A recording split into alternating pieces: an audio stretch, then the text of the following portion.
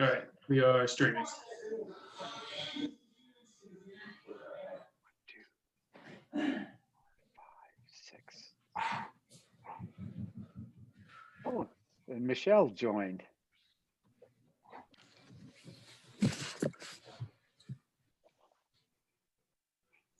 Except we got no audio from Michelle. All right. Still in Hawaii?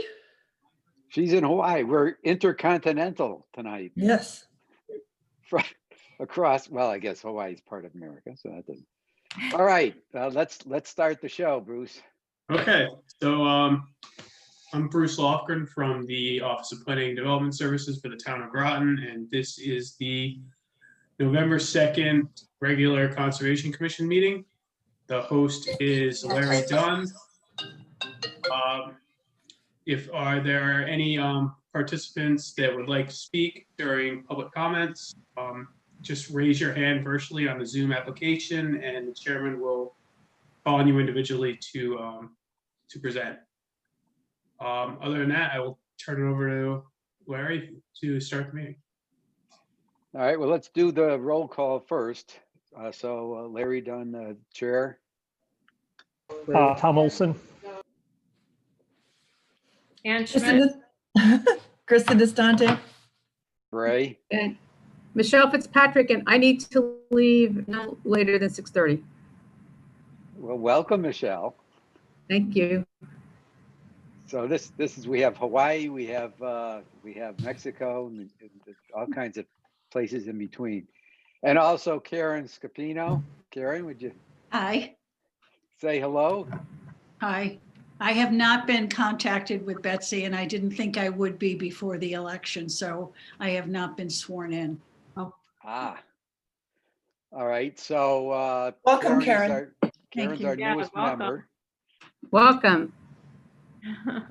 Okay, so Karen, just procedurally, so you can engage in discussions and everything, but your vote will count tonight until you're actually Okay. sworn in. All right, so that's the way we'll work it.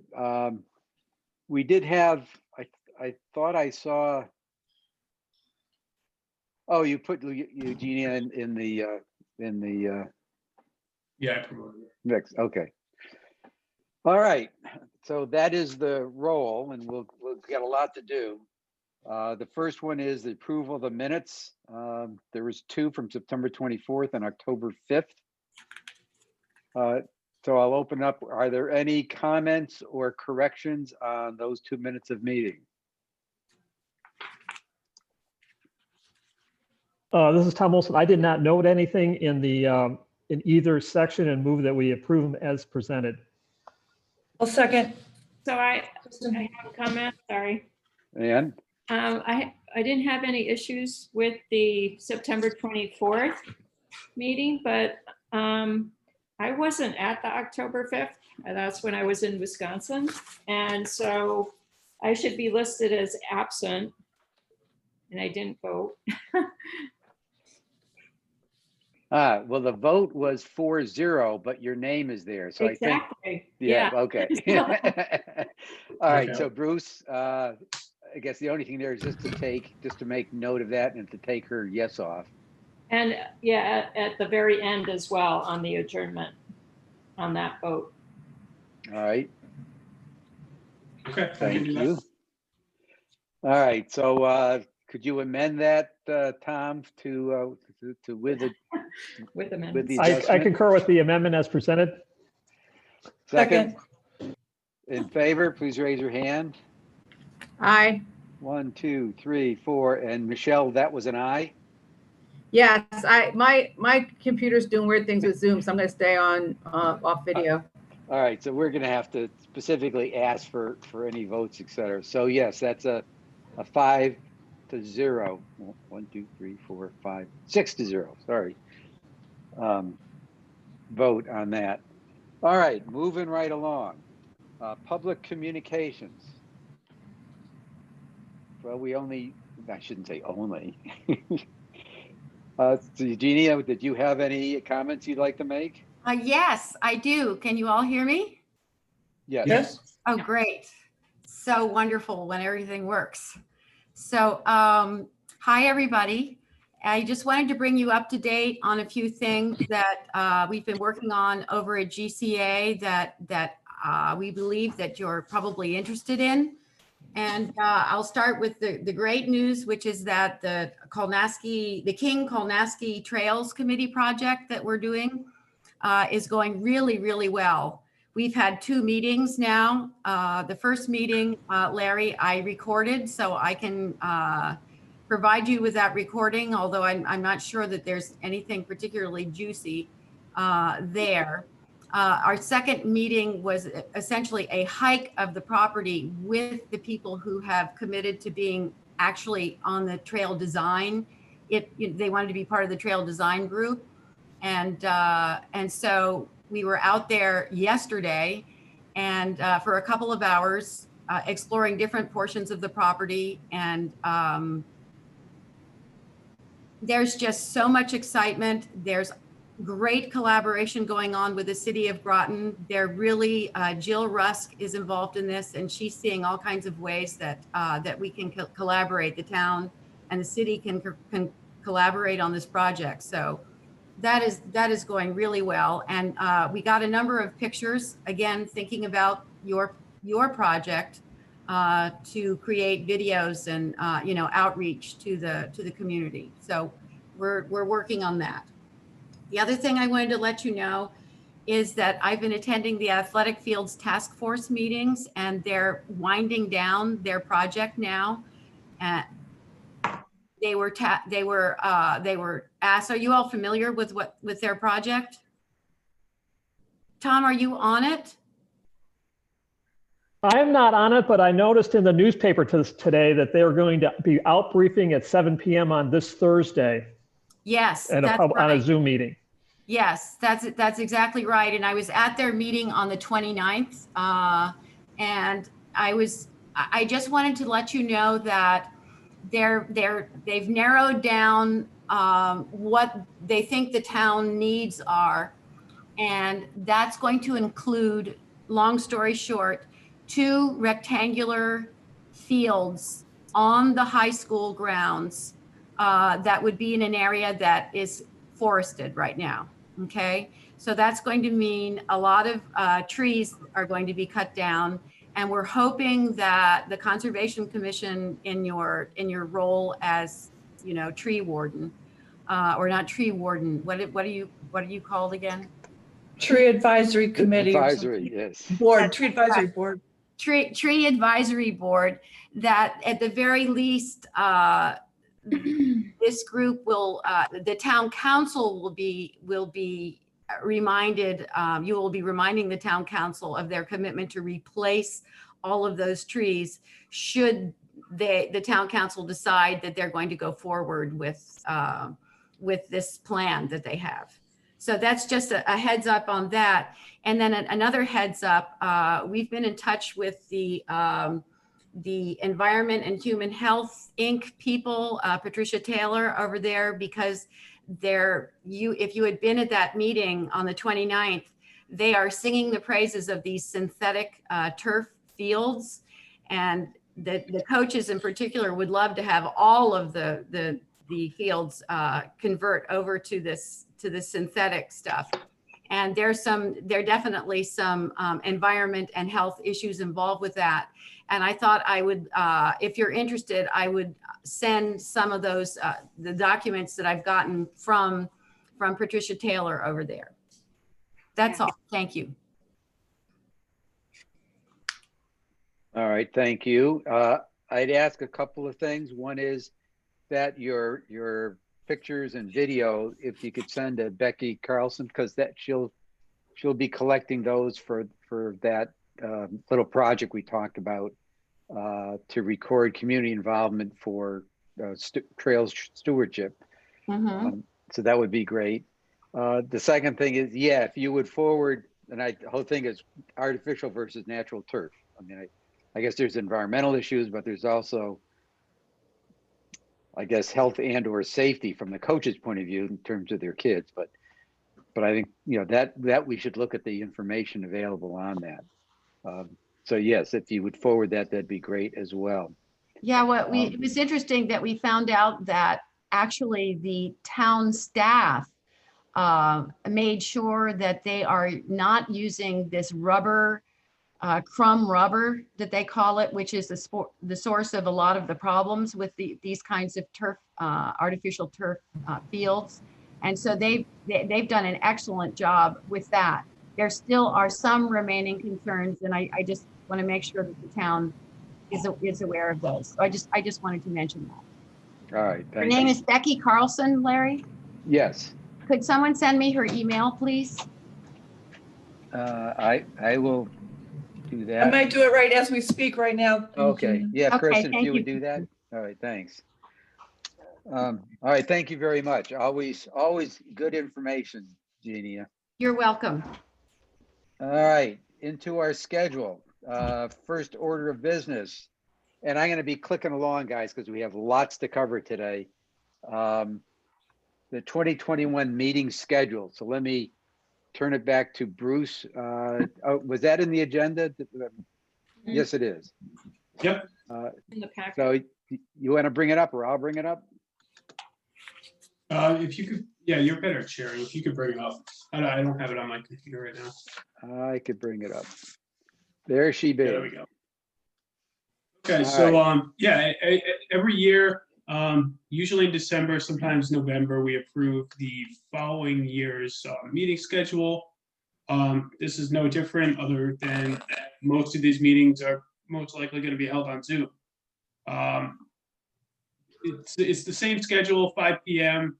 First Monday of every month, with the exception of a few being moved due to Labor Day and 4th of July or Independence Day observed. So, anyone has any issues with any of the dates? We change them, times, or anything? If not, I'd like the chairman to call for a vote to accept. It's Kristen. It's Kristen. I'm not available January 4th, but you can proceed without me. Or we can change it. It's up to you.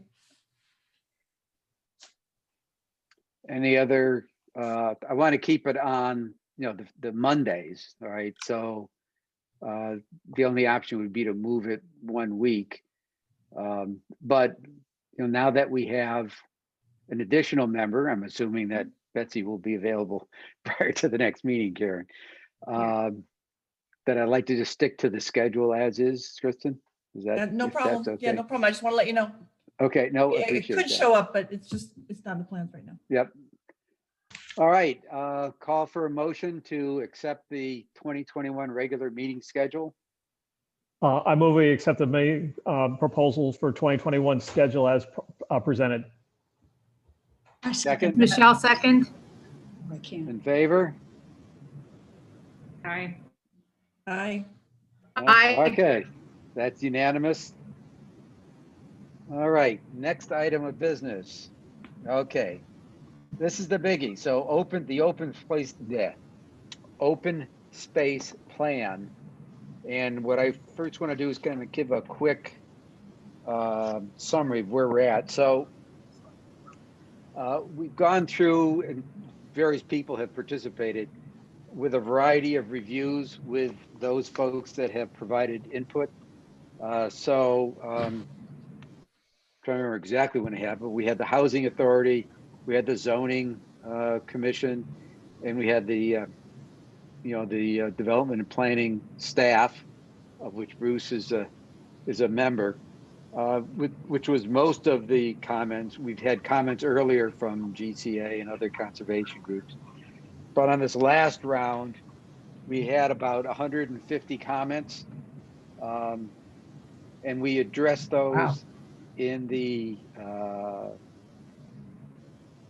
think all the ones are updated by Tom, and the agenda has all the comments prior to the final meeting with the planning staff.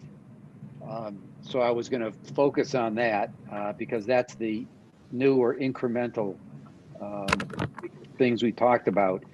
So the the staff provided 127 comments. I thought I would mention that. And I thank Bruce and the staff for their diligence in looking through the details. And there was a lot of corrections, and basically the text team did as they usually have done, yeoman's work, and resolved about 115 of those, which were incorporated in the document. That left about 14. 2 were data, which I kind of fixed afterwards, which left us with about 10.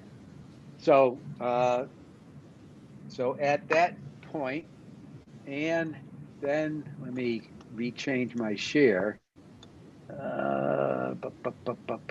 Here we go. So Anne and I met with the town staff and went through all the remaining questions. And this version that I've got up on the screen has, you know, how we address those 10 or so. And if you could, you know, I can steer if you want to quickly Sure. Larry, through it. can I just interrupt one quick question? I just want to understand that the version that's on the screen right now is different than what's in the packet that was posted, correct? Correct. Yes. Okay, I just wanted to make that clear for everybody. So Yes. thank you. The delta items or the red items on the screen are the changes from the agenda distributed package. Yeah. Okay. So I'll zip down. Sure. There we go. So we met with the with John Reiner and Deb Jones and Bruce on last Wednesday, and I believe the packet had already gone out. So we just reviewed several of the remaining comments, even some that were addressed by Tom. And unfortunately, I wasn't part of helping to do those to contribute to the comments. So it was kind of a funny situation, not knowing what the discussion might have been if you and Kristen did those changes or if you just did that. But just on the general comments, the use of greenbelt and greenways throughout, I'll address that in a minute. And then the other one was because of the different people that contributed, there were comments about the different writing styles. And so I did ask if they could supply an example of what they found kind of really outstanding, like that it was so different than the rest of it, because that would just help to understand what they saw in that. It has been a comment from other folks as well. So addressing some of the specific comments, the first one was on page 7. And that was this one. So the original one read, and Tom, you had this, let's see, I have the original on here. So the plan,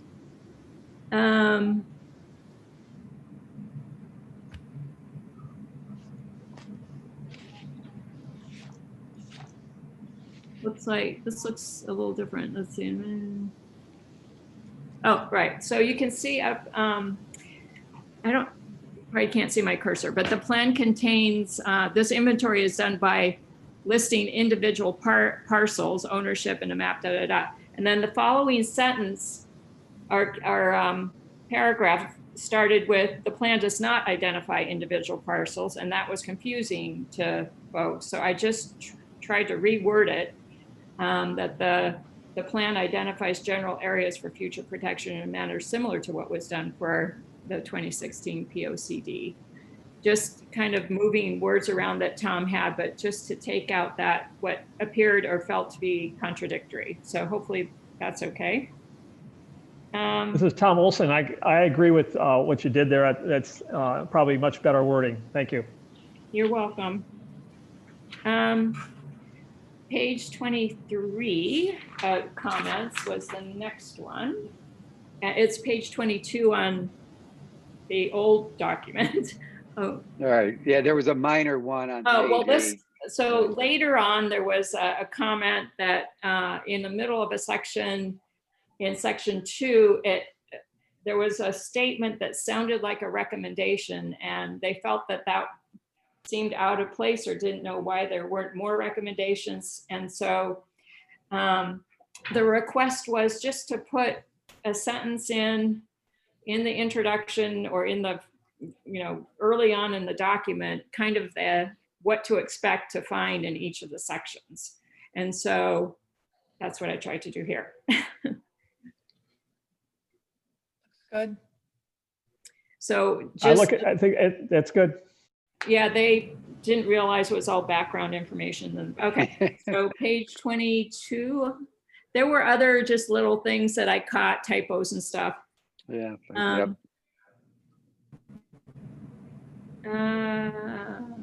I'll get there.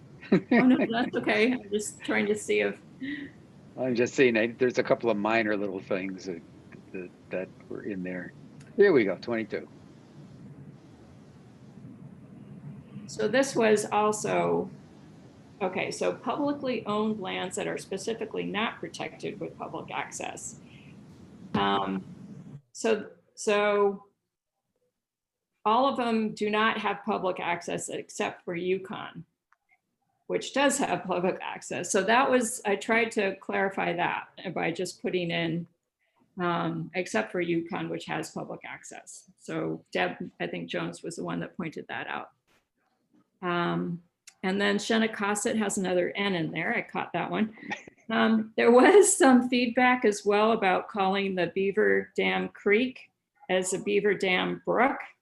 And I kind of ignored that until I got to the end of the document when I was reading through it. And later on, there's a reference to Beaver Dam Brook. So I just, for consistency, made them the same thing. Sound okay? This is Tom. Also, I yield to Bray on that because he was somewhat involved back when they were really doing this stuff back in the 70s. Okay. All right. Let's see. 27. Yeah. Okay. So I kind of reworded this one. So this is where I started the conversation with the planning folks that I felt there was a comment that said that it seemed like we were using green belt and greenway interchangeably. And I didn't feel that we did at all. I thought it was very clearly outlined. The issue that they brought up was that we did have a copy of the POCD map or the map C6 from the POCD. And that one is labeled as proposed greenways. And it was labeled that way at the request of the folks who are submitting applications to the state to gain the title of greenway for these areas. They thought that that would help their case. So the request was for the map that came directly out of the POCD to keep it labeled as it was. And you'll see that, so this one was slightly reworded, and then I took the exact map out of the POCD and copied it in, which I think should be down one page. Larry, yep, that one. And so I just kept it, the request was to have the exact map, and so that's what I did. But on later. Could I ask, didn't we, well, that's the existing, because we modified that map. Yes, and on the modified one, they were fine that we called it proposed expanded green belts. That was fine. It was just, they didn't want to have this particular map edited or changed.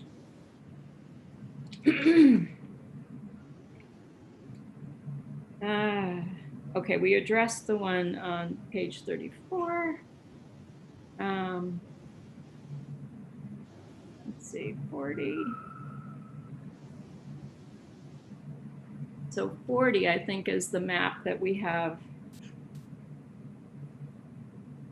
8, 9, 40, we'll get there. There we go. Potential greenways. And then, so I left this one as is, because that's our proposed greenbelt expansion. And it's, we got potential and we got proposed.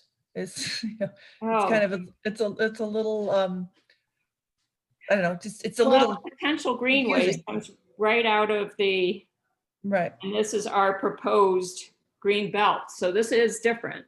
Yep, it's just a little confusing. I would guess. Well, I think, uh, 342. I like proposed better here instead of potential, because we're proposing them. It's not, you know, No, I'm just for saying from proposed. someone coming from the outside, it's a little bit like, wait, you got potential green belts and you got proposed green belts. So are they different? Are they this, you know what I'm saying? There's a little ambiguity there. There's just a little, Where Those are was Tom also, potential? so we only have potential on that one map for potential greenways from the POCD. Otherwise, proposed is used for our, what the expansion of the green belt system that we have in here. I can go back and check that to see if we, I think that's in the map though, isn't it? yes, it's the title of the other map. So Right, that's I guess yeah, we can just live with that ambiguity because that's a prior pre-existing map. Yeah. So that's not even our map. So Right, that's it's it's not a our map. reference. Okay. That's right. Is fair that map dated? I mean, if that map is dated, that would help clarify it too. The original. this Yeah, one It's has, August, it is. Yes, it's it is August 2016 or August something. Was 2016. proposed at that time and yeah, or potential at that time. All right, we were down. okay. This is Michelle. While we're on that map, I have a question for you guys. Sure. So I still haven't logged in to the, and I don't even know if the computers are available right now. Are we okay with using that map, even though we know there are some minor things we want to change about it? Or do you think it's really important for me to try to get in there and update the map? If it's possible at this point.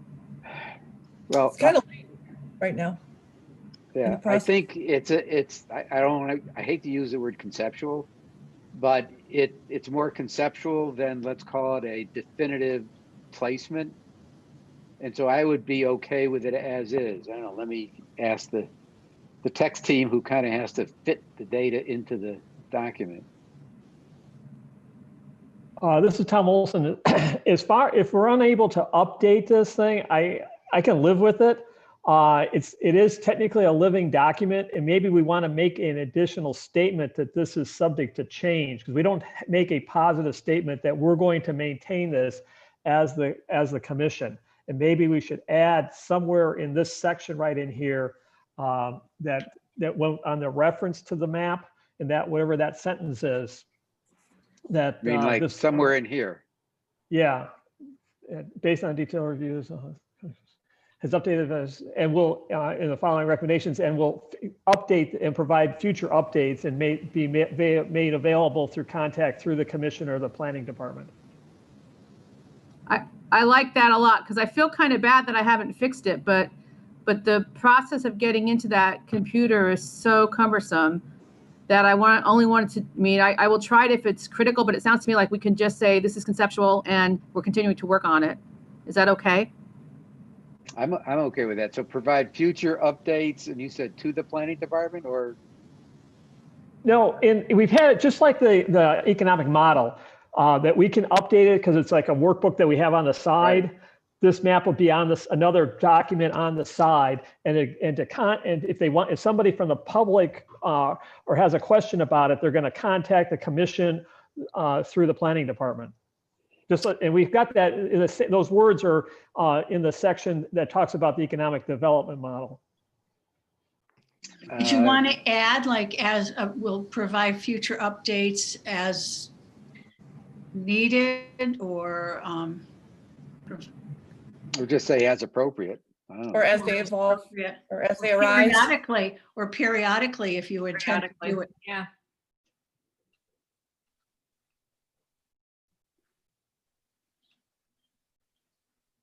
Okay. Why didn't that come out red? Hold on, let me see my review. That's Coming because out of blue. Yeah. it changes color for different users. Okay. All right, because blue is also the you're- hyperlinks, Oh, yeah. and it's not showing up over here. Thank you. All right, I have it here anyway, but, or and you don't, you also have it, so we'll make sure with one Yeah. of us will do it. All right. Okay, let's keep going. And just Thank so you. you know, I was using my husband's computer. So Roger did not make these changes. I did. I don't have Word on my computer. So anyway, the next one, page 47.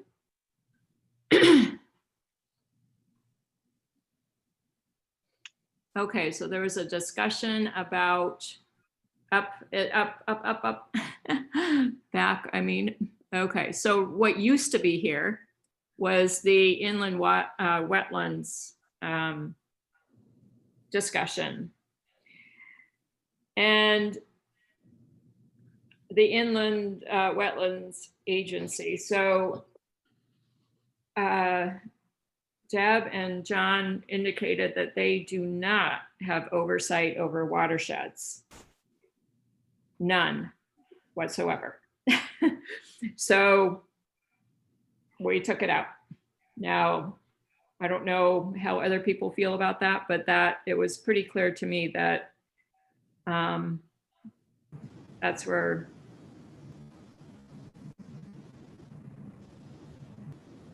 So this is probably the major Yeah, change in all the discussions.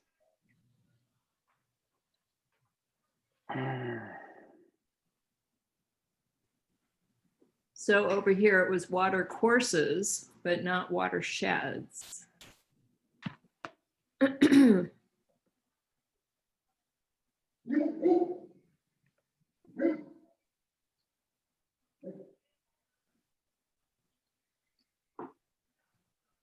This is Tom Olson. As far as for the deletion, if it's been recommended through the planning staff in coordination with inland wetlands, I have no problem removing it.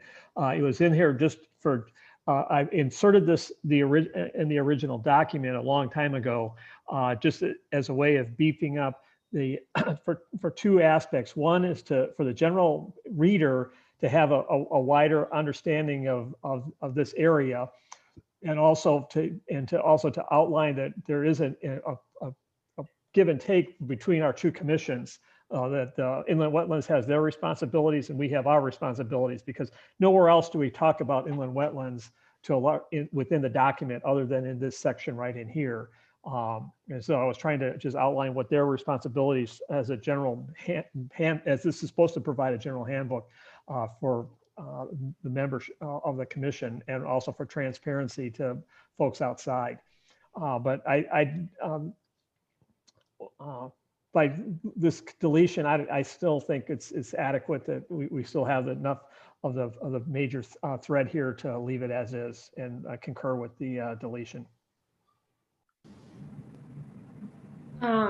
The next piece of feedback also, so Tom, this was something that actually I wanted to ask you, because this was highlighted. I highlighted it, the Southeastern Connecticut Drinking Water Quality Management Plan for Groton. Again, the recommendation from the planning group was that we get directly from the utilities, so Groton Utilities, and from Aquarion, their 5-year water quality plan. By state law, they have to issue one every 5 years.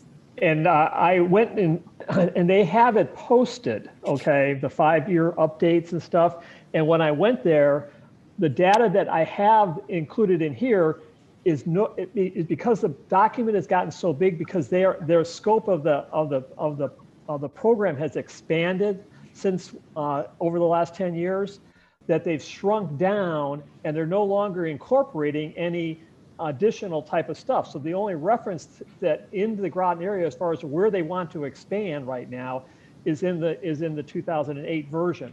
And so when I go back and get the 2019 version, there was nothing in there that had any reference to wanting to expand anything in Groton.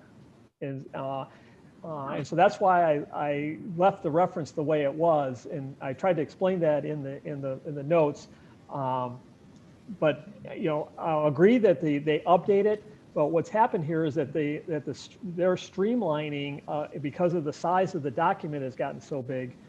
because they've incorporated so many additional areas that they've really set aside any kind of future areas. And so from my viewpoint, as far as in the big picture thinking, was to stay referenced on the 2008 version, because it was so specific relative to Groton Utilities and to the northeast corner quadrant area of Groton for the expansion, because that's one of the areas that we wanted to look at within our plan, and to throw that area, that information out, I think is doing ourselves a disservice. I know Bray and everybody over the years has been always focused on that northeast quadrant. We've looked at it as a commission in total last summer, and so because their information was so specific, I think it's still valuable, and their referencing and stuff is still important. Now I agree that it takes a long time for this stuff to, as far as on their expansion plans, as far as on where they're going, but so much of the current plan is just focused on maintaining water quality and not necessarily on watershed expansion. So that's my 2 cents. So are you, go ahead. Okay, this is Ann. No, that was helpful. I was wondering if the map that you have down below, did that come out of this, the Southeastern plan, this one? Yes, it did. That came out of the Groton Utilities portion of the Southeastern plan. And so this is from Groton Utilities input, working with the contractor to the 2008 plan, and that's the last time they've referenced anything within the Groton area, because it has the current Groton reservoir areas, but this is the expansion to the northeast corner of Groton is no longer outlined, because they don't have this type of information in the current this year, the plan that was issued last year in 2019.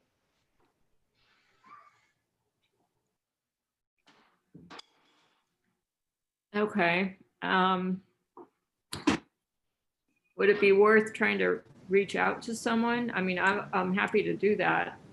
Just at Groton Utilities. Did you do that, or you went to the website? I did not contact anybody at Groton Utilities specifically, but this information is posted on their website.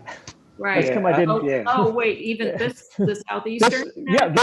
This 2008 document is still posted on their website. Oh, wow. As a reference.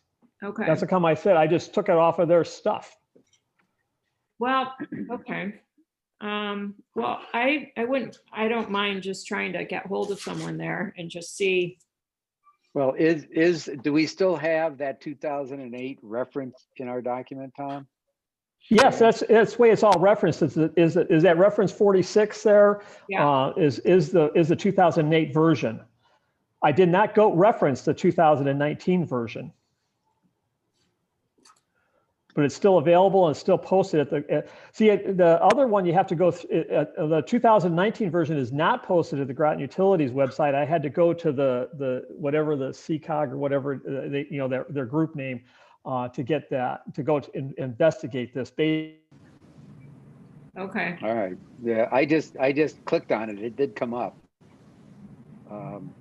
December 2008. So if that's the case, this isn't quite, the reference 46 isn't quite this. So perhaps we need to separate their quality management plan, which you're saying was 2019. Well, there's sections that, there's appendices that for each of the different water departments puts into the thing. And this is the section for the reference part was what's called that has this map section in it. Okay, so where it says that for the protection of local water supply should be the local Groton water supply. Well, it's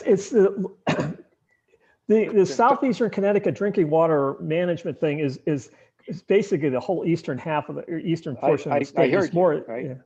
But reference 46 provides a detailed plan for the protection of the local, meaning the Groton water supply, not necessarily Preston or Norwich. It's kind of integrated because Groton Utilities goes all the way up to Basra. Yeah, it does say that. It does say Groton, Ledyard, Montville, North Stonington, Norwich, Preston, and Waterford, Yeah, Connecticut. water districts don't follow town lines Right, generally town speaking. lines, yeah. All right, well, then yeah, I mean, it's technically accurate, I guess that's where I was going. And the details are there. The chart is from 2008. So I think I'm okay with the change. Ann, if there's any other is there any other objection?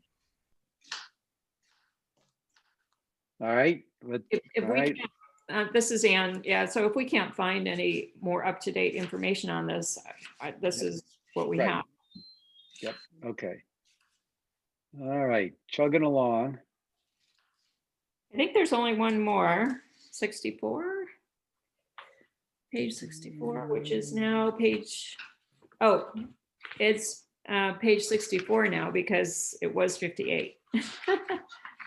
62, 63. There we go. Okay, so this took me a while to understand what they were talking about, but Oh, okay. from their perspective, the subdivision regulation is very clear on the process of protecting the land, permanent protection of land from subdivisions. But all other land acquisitions, it's not clear. At least that was, Larry, is that what you got? Yeah, and I have seen the subdivision development process, which is fairly specific, but that's limited to these acre kind of pieces. So you're right. It when you get in a whole new parcel, then it's, I guess, I won't say catch as catch can, but there's not a specific process for that. So I would agree with that characterization. Larry, this is Tom Olson. I guess the reason I had gone down this path and the way I wrote this portion of this and this recommendation was that I felt that that when a parcel gets sent to us, the developer puts his site plan together, it goes through the whole approval process, and then the town council finally agrees to accept the land. But then what's put in place, it just becomes town land. What puts in place is actually going to be protected. Owning it by the town is not necessarily protection. Its protection is when you have a conservation easement on it, that type of stuff. And that's why the recommendation is for us to go, not to decide today, but to take a look in the future, to take a look, can we provide better protection of that land so that it is maintained as open space rather than just given to the Parks and Recs people to be made into and assume that they're going to take care of it as a park, rather than as a protected open space, such as with Gosagetz when they put an Oswald grant in there, or what the town had with the Merritt property before they built the school. Those type of protections are not there. The town assumes that they all are, and it just kind of worries me that we have not done enough due diligence, and that's why the recommendation was in here, is to review that process. That's all we're saying, is that we don't necessarily, it might be okay, but we're just not knowledgeable enough as a commission to know what's actually happening. So Bruce, is that from that subdivision process, I know as they go through it, they identify the land, the legal structure around that portion, can you identify that? Because I thought it was there, but now I'm not sure. In terms of the actual deed process or the permanent But what's protection? in the deed? In other words, is there a conservation easement applied or stated when it's provided and on the town books? I think that's Tom's question. Is it really there versus, yeah, the town owns it, but is there a conservation easement so that the town can't make it a utility site, for example? I don't know if that's listed in the subdivision regulations to require that, but there has always been the practice of the town to have a conservation easement in the deed when we're acquiring these open space parcels. I've been in the town 2 years. We actually have not had one subdivision since I started, so I haven't personally done it, but there is one that I reviewed that happened before I got here. I have the deed right now, and there is a conservation easement on it, so it's Yeah, happening. I don't know if it's stated in the document, in the regulations though or not. I can look that up if that's. All right, I think that's what they said, Tom. Bray? A quick question back to Bruce. What's the difference between a conservation easement and in a subdivision, for instance, the town receiving that portion of the property that's considered as open space and not having an easement on it? So I'm not quite sure if we have an easement on a piece of property, that doesn't mean we own it. No, so I guess that would be the difference. So there's either. So Because there. then you're talking about maybe in a subdivision being an association, for instance, where there's joint ownership within that property. I think in the past, as the town has gone through subdivision process, and we've identified, or the town's identified what's going to be the open space, and then we acquire it and not as been on it, but we actually own it. And then are responsible for it. Because if you have an easement, then that means that somebody else actually owns it, and then you have to, and the only thing you can control is whatever's been written in that easement. All right, hey guys, when you actually read 7.3.5 action, it says the processes by which the town obtains open space land should be jointly reviewed to ensure permanent protection of new acquisitions. It doesn't distinguish between subdivision and or let's call it unique parcel. So I think our action, to Tom's point, does cover going in and reviewing it to make sure it's there. So I think we're okay on the action side. The question is there something that should be changed on the text side? I guess I'm not really understanding the position of the commission. I mean, would you prefer a conservation easement and the ownership not be within the town I'm not sure what the preference What I'm saying is is that the town owns property, but there's not necessarily protection that says the towns would say, I'm going to go sell that property and go, to somebody else and get money for it. So there's a difference between town ownership and protection of the property's open space. That's what we're saying. Yeah. Okay. No, I understand that. Okay. And I'd also add on is that it's not necessarily selling it, it's just the use of it, such as what we had the problem with this middle school and the Merritt property, which has had restrictions on it.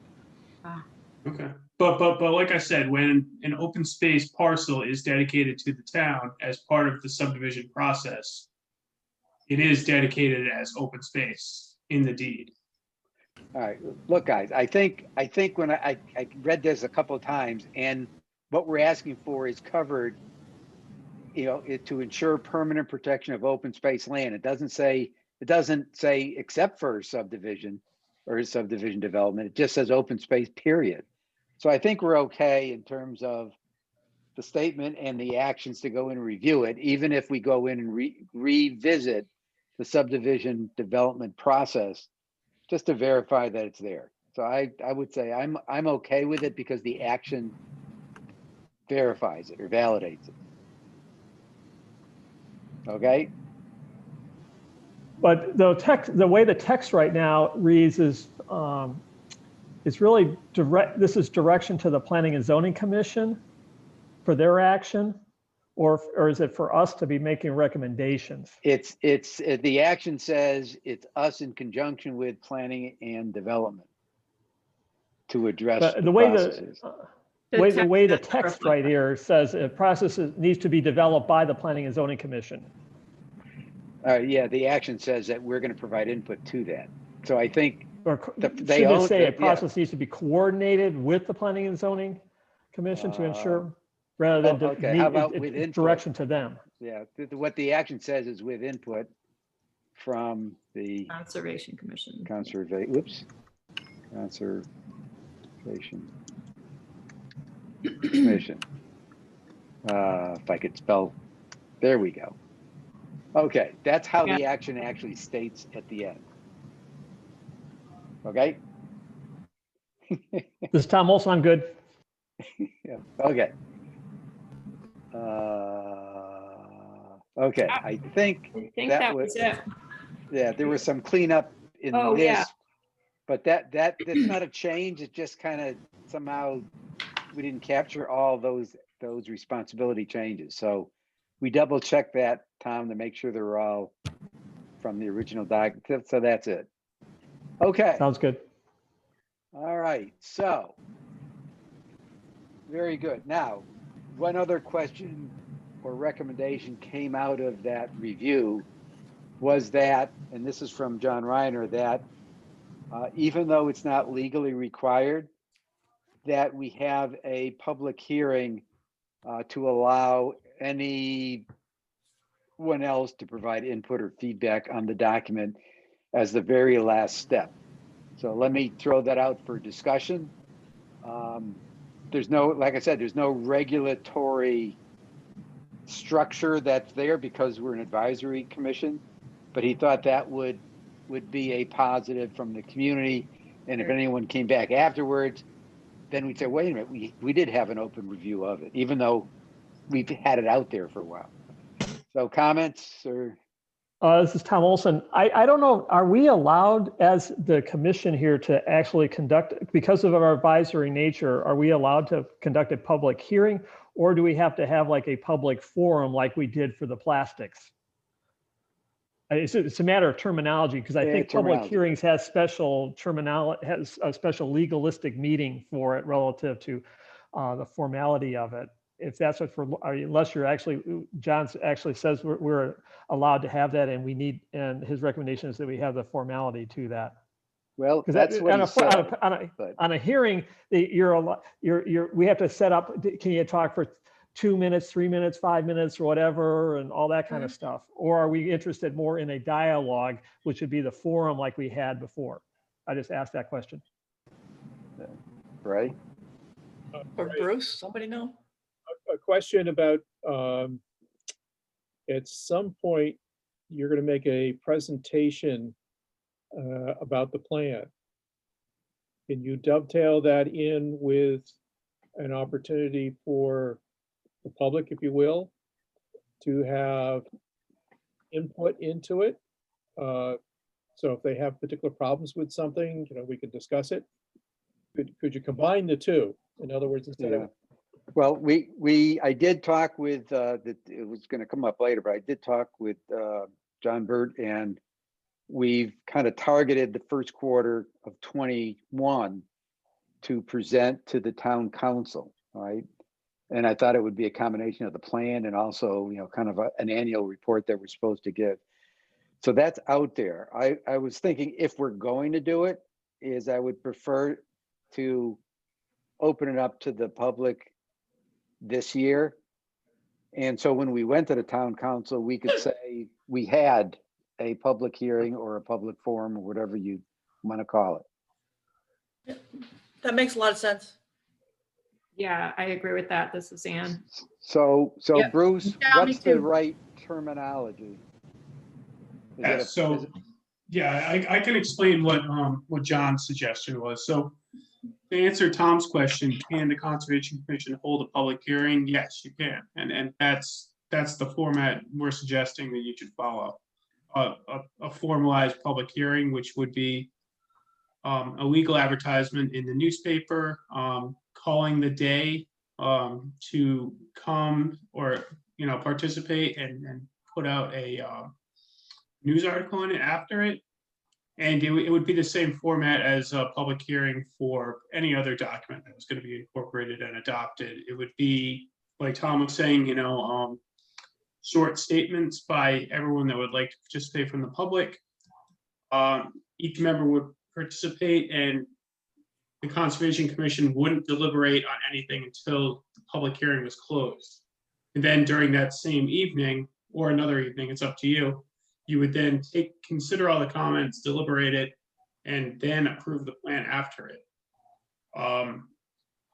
I would suggest that you'd want the plan in final form for at least a week before you had the public hearing, so anyone interested could look at it, because just thinking back, I think the first time the plan was sent out to the first phase 1 recipients was probably the end of August, and this plan looks a lot different than what they saw back then.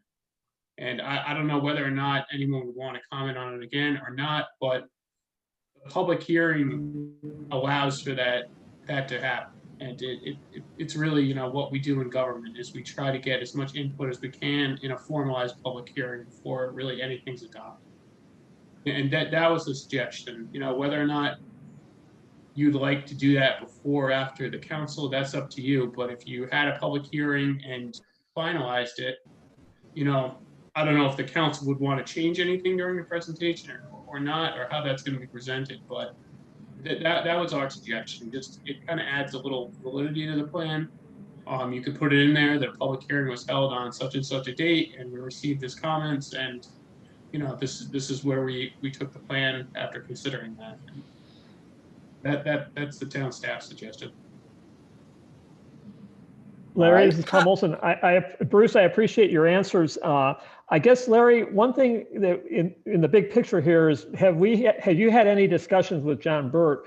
Well, because we directly worked for him on this issue in regard to the sequencing of a hearing and a presentation to the town council and RTM, which we said we'd come back to it once the plan was finalized. But I agree with the current sequence of a hearing and then briefing. All right. Yeah, my discussion, I didn't ask him that specific question. I did ask him, did he want us to give him a briefing first and then do the town council? And he said, well, let's just do it all together. I mean, so that was the one discussion I had. So I think where we're at is we've kind of zeroed in, and like I said, on first quarter 21 to the town council and the town manager. And the question on the table right now is, do we want to hold a public hearing? And I'll go with the recommendation from the staff to call it a hearing rather than a forum. And that's a yes or a no. And then once we get through that, then we could talk about the process and the timing of it. So maybe it's a show of hands, if you will, of folks that support a public hearing. So Michelle, yes. 1, 2, 3, 4. Well, that's 5. So we're there. Sorry, Karen, you don't get a vote yet. I know. So, I put my hand up anyway.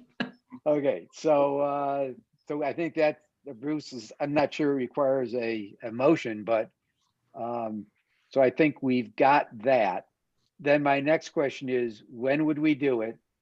And my personal preference is, it's a 2020 plan. I want to get it done in 2020, which to me says the week of November 30th. That's Thanksgiving week, isn't it? Nope, the week before is Thanksgiving. Following week, okay. The following week. And that because our conservation next meeting is the 7th of December. So I thought we would hold it before our next meeting so we can have a final vote and go for publication at the meeting on the 7th. So you're right, there's Thanksgiving week. So it would either be the week of the 16th or the week of the 30th. 16th is 2 weeks off. I thought that might be a little tight because we've got to get something in the paper. Yeah, get it publicized, yeah. Yeah, and like I said, we don't need a week ahead of time, and just be able to rehearse, who has to be there. And Tom, you're back by the 19th, right? I'm back on by the 17th, yes. By 17th, okay. So I would like the whole text team to be there at a minimum. So that makes it easier if there's any questions. So I would throw it out there for a motion to two things is to have a sequence of having a public hearing scheduled for the week of November 30th with a subsequent first quarter 21 presentation to the town council. And I guess that's all it needs to be, I believe.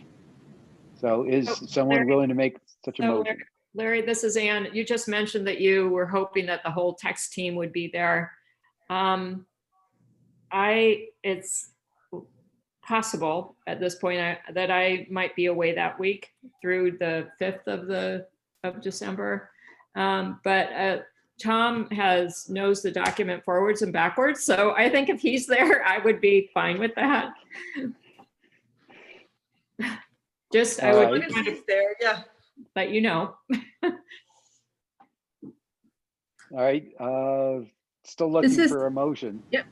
Yep, this is Michelle. I'll make the motion that we have the public hearing on the document the week of November 30th and the presentation to the town council and town manager the first quarter of calendar year 2021. I'll second it, Olson. All right, I'll call it for any discussion.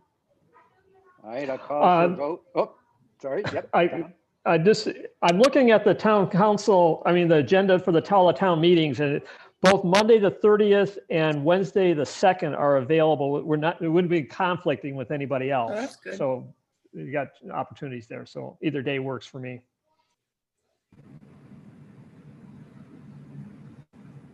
Oh, you're right. We do have to then pick the exact date, don't we? Well, first of all, let's get through here and then we can work on the date second. So all in favor of the motion as stated? Aye. Aye. Aye. All right, that's unanimous. Now I think, I don't know, Bruce, we do require town support, because you would set up the webinar and you would, provide the advertisement, et cetera. So do we have to then say, Bruce, come back with a specific day within that week that fits the town, your availability and, the town's availability? I mean, how do you want to do that? I'm just looking at my calendar. I can do that. It's important that someone from the town is available for the public hearing too. I can tell you I'm available on the 30th, as long as I don't have any meetings that week at night. So I'm open. All right, let's do this. Let us, because we're going to have to construct the actual text of the invite or the announcement. So why don't you and I do that offline to pick the specific day, to get the text to put in there, and to make sure the logistics are appropriate for that week. Fair enough? Okay. So with Bruce on that. Okay. So public hearing. All right. My goodness. So everyone, I think congratulations are in order. I think we are going to get us a 2020 plan. Yay. Yay, us. Congratulations. Right. I have comment and a question. On your maps in the document, is it possible they all can be the same size? There's a couple that I can't. You faded out, Bray. After it is it possible? Possible to have all the maps about the same size. There's a couple small ones that would be nice if they were enlarged because there's lots of detail in them. I think it was something about the size of the maps. He wants them all the same size, but I don't know, I don't know for sure if that. Yeah, Bray, this is your Tom Olson. microphone's not working too well tonight. By which? I mean, Your yeah, microphone. okay. I can just go in and expand the maps to fill the width of the page. I mean, if that's the request, that's easy enough to It's- do. I mean, it's they're gonna all be in This there. is Tom Olson. Everything. The maps are pretty much are JPEG files that can be blown up to allow in the PDF version to allow you to go in and take a look at this at any scale and detail that is desirable. I made sure that the detail is embedded in the document, in the individual map, so that when you have the PDF That doesn't version, work, Larry. which you're in the Word version, Yeah. what we see posted here. Yep, And you no, need to no. go into the PDF version, and that's where they're fully expandable, and you can, such as the one that's in the packet. If you take a look at the packet and you go in and expand any one of those maps, they all blow up to whatever detail you desire. And that was the intention with all the maps. Yeah, all right, I mean, I could, okay, I'll do this and test the conversion. All right, I can do that. Okay, I have just one other question, and this is more for Tom. The question is, do we have something in the document that talks about water access? The only items in the document that talks to water access, there may be a couple of words in regard to in the discussion of the in section 2, but we really don't have a individual chapter or a section devoted to water access because it's really open space as opposed to the water access ability as a focus area here. We do talk about it in 3.7 relative to recreational opportunities, be the only other place that has any kind of reference, but it's really not very specific.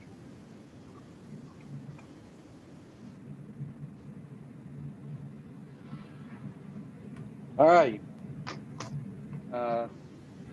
So moving from planning to doing, not that the plan isn't a doing thing, but the next item is the open space outreach, GMTV website, and trail booklet. So we do have some progress on all of those. In terms of the outreach, I thought, let me stop that. I thought I would share with you the current video. Where is that video? I can probably get it if you can't. No, I had it up. I had it teed up, and where the heck did it go? Oh, I know why. Because I went and downloaded or looked at that drinking water thing. Hold on. There it is. Okay. So I have it teed up. Let me just do this. Okay. So, okay, here it is. Is that visible? Yep. Yep. All right, It's not at the beginning. You got, yeah. Yeah, let me go to the beginning. All right, let's see how the sound comes across. No sound. No sound. You gotta maybe unmute or something. No, I'm wondering why that doesn't pick. Oh, wait a minute. It may be coming up. Let me change where my sound is from. Rather than my headset, let me put it into, it'd be the microphone. Let me get it. All right, let's try it again.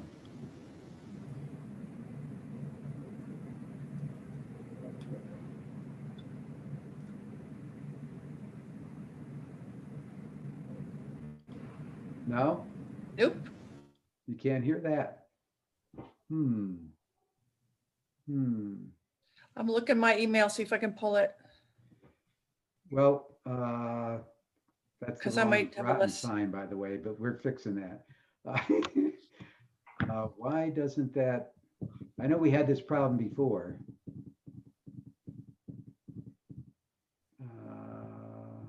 Do you want me to try it? Yeah, try it. I'm trying to think about why it's not picking up the microphone. Are you still in Dropbox?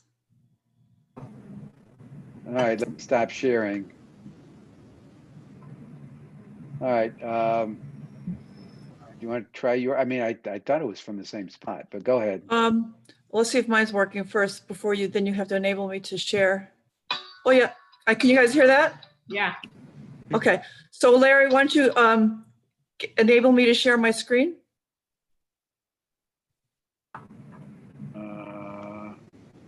I don't see an option for that.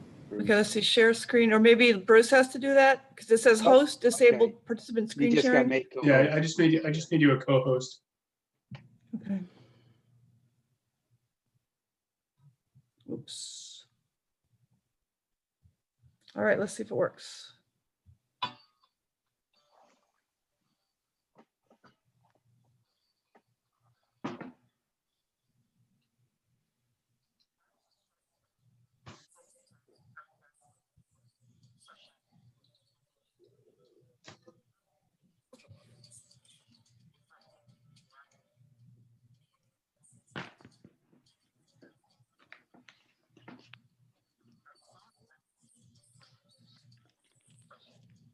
I don't see anything yet, Kristen. You're not seeing it? Nope. No. No. No. I don't think you're sharing screen right now. All right, let me stop.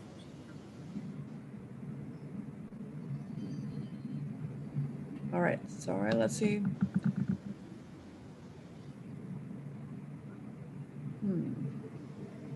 Did you click on the share screen, the green? I did.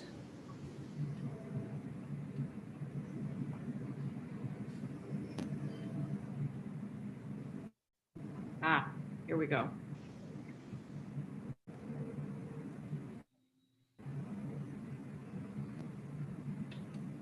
Okay, try again. Okay, I don't Nope. hear anything. you can't hear it now? Nope. No. Nope. Yeah, something All right. about this sound is not coming through. Do we each need to hit the sound? You know what, the other thing is, I could share I could send the email with the Dropbox. I don't know, each person could look at it. The sound is good. Somebody has to download it. Maybe that's the, That's what I was thinking. If you download it to your desktop and then play it. you make that sound so easy. I'm attempting to download it now, although it is a pretty big file. So while you guys are working on that, I just want to remind you, I'm gone in about 15 minutes. So is there anything else? Is there anything we need to vote on or anything?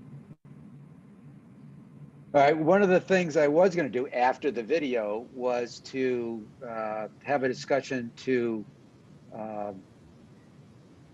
have Becky Carlson named as the formal Conservation Commission videographer and allow a bit more participation in, okay, it just popped up on my screen. So let me go back to, let me do this. See if the QuickTime player, so you see that, right? Yep.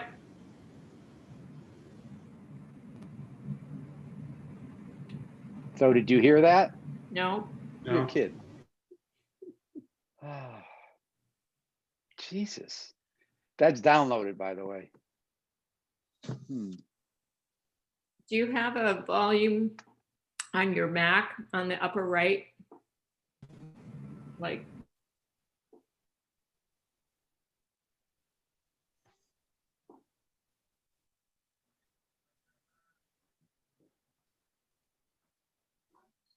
Nothing? Nope, no sound. Maybe it has something to do with the settings of this webinar. I don't know. I say just let it run well- and we'll deal with the sound later if I need to go listen to it.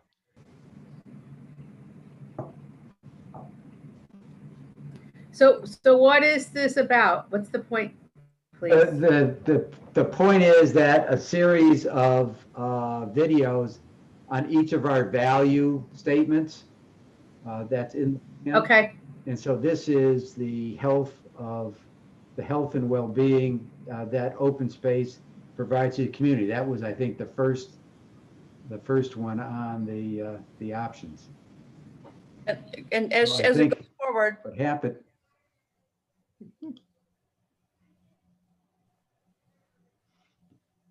it's going to talk a lot Okay. about mental health and the stress and how just how good open space is for everybody's mental health. This is a Groton Got it. resident. And she's talking about her husband is a veteran with some PTSD issues. And I think she has a son with some disability, and how they've discovered that the open space has just been amazing in helping them cope. with all Yeah, this. So I'm gonna scan through it, all right? It Mhm. goes through a variety of, And how kids spend all their time digitally, and how expensive it is for a family right now to get out and have an outing together, but open space is free, but it's nicely done. You can yeah, you should we'll just share the send email. you, yeah, we'll send you an email with the Link. with the thing in there. Kristen, could you Okay. do that since you had that up? Pardon me? Could you send? You want me to send the link? I'll send yep. it to Bruce, and you want to send it out? I can do that. Okay. Let's see where my. Okay, let me.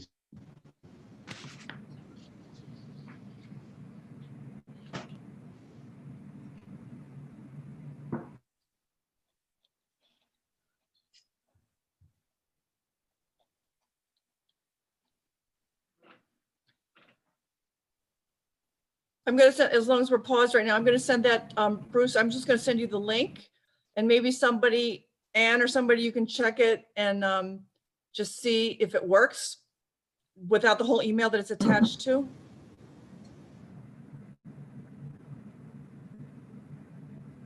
I assume I don't see any reason why it shouldn't.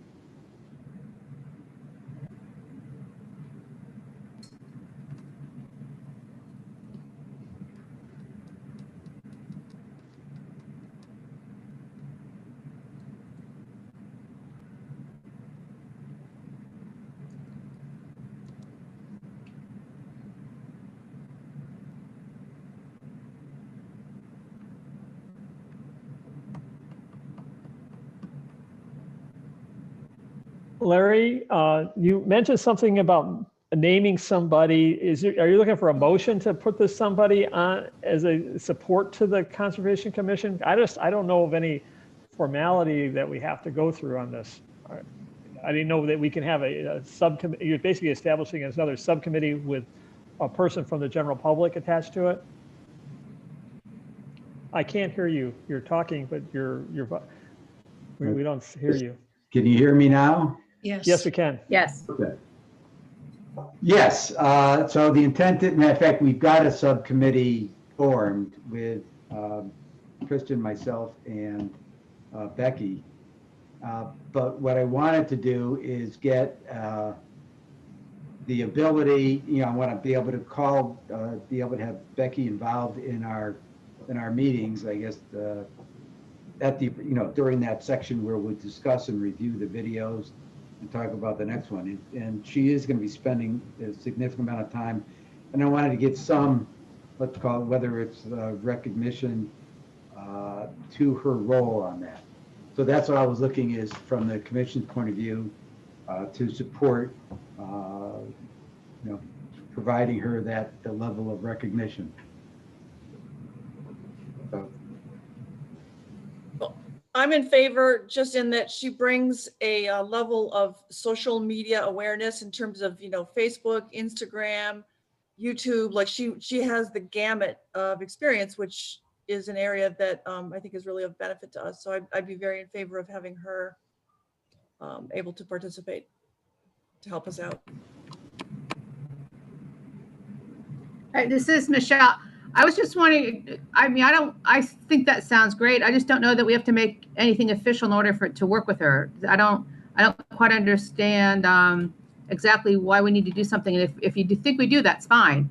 But I was wondering why we just couldn't work with her without trying to do something official like that. Michelle, I'm just wondering if, like we're in the beginning, we always ask if the public has a comment, and it's Eugenia or Liz, if she's a member of the public, then I don't know how much we can admit her in and out of a meeting if it's topical, whereas if she's just kind of on the panel or whatever it is, then she can, participate at will. So I don't know if that. Well, I was trying to give her some. We can acknowledge public anytime. We've done it before. Mm-hmm. Okay. But, I'm new, but does she have to be a member of the commission to be the No. videographer? I mean, if she's all of these goals that we have, many of them probably will involve her skills. All of them. Yeah. So does she need to be a commission member? Well, in there order- aren't any No, we're more not- openings, so we can't, she certainly No, can't be a we're not member. I guess talking- that's why we're trying to give her some kind of Yeah. official position.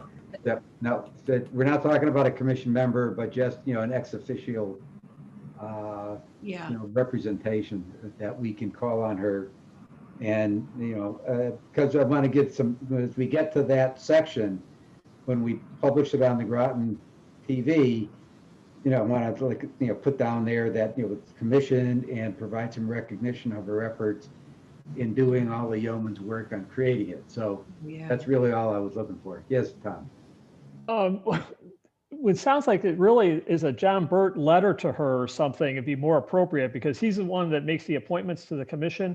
And I think you hit it right on the nail on the head there with an ex officio position, that he would just, a letter of delegation from him to her as an ex officio member of the commission to support videography and our outreach programs would be the most appropriate way that gives her an official designation.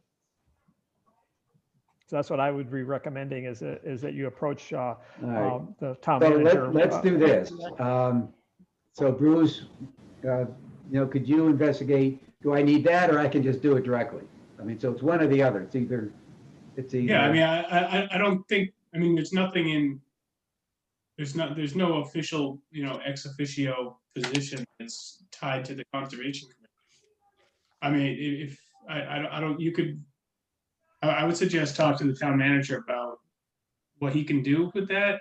I mean, I'm not sure if it's amending something or anything, but I don't think there's anything in our, the statute allows an official ex officio member. But yeah, I would suggest just running it by John Burt to get his ideas on how we could recognize. All right, I'll do it. All right, so I'll take that. But I guess the consensus of the commission is to continue to utilize her support and provide the recognition based upon her efforts in the videography effort, because I know I couldn't put that video together.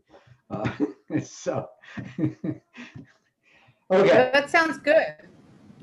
I mean, it does look pretty good. And remember, one of the inputs we got from the community was it was a very heavy document. And what we're trying to do is translate it to the community. It says why open space is a good thing. I did forget to mention Jessica Patterson of the Parks and Recs is also part of this subcommittee.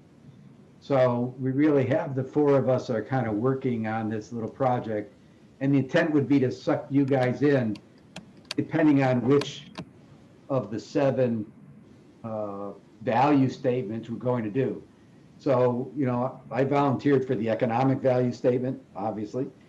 And I'd be looking for you guys to kind of support, her on some of the other ones. So she's gathering videos and pictures, and we'll do that.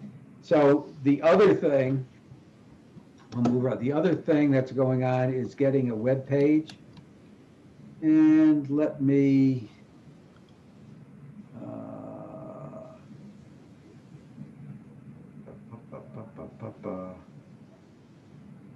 let me bring that up.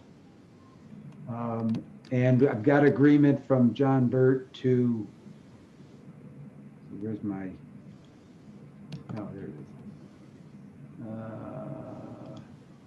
I didn't have that open. I apologize. I've been trying to open it. It's all part of the outreach, the web page, the Facebook page, the videos, it's all part of a whole wrapped together outreach thing.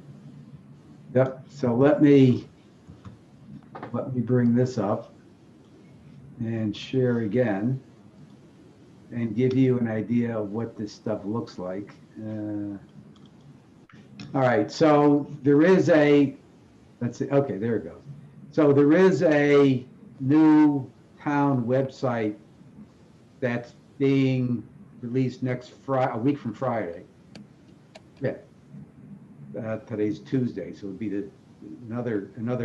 Let's see. If I got that right, is it this coming Friday or the next Friday?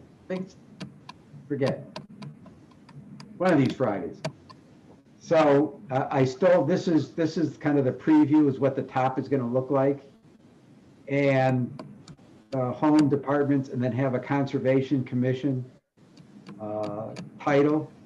And the intent was to be able to pull down the resources, have the plan, this proposal on the trail book, the user manual, community videos, the stewardship, a bunch of stuff in here.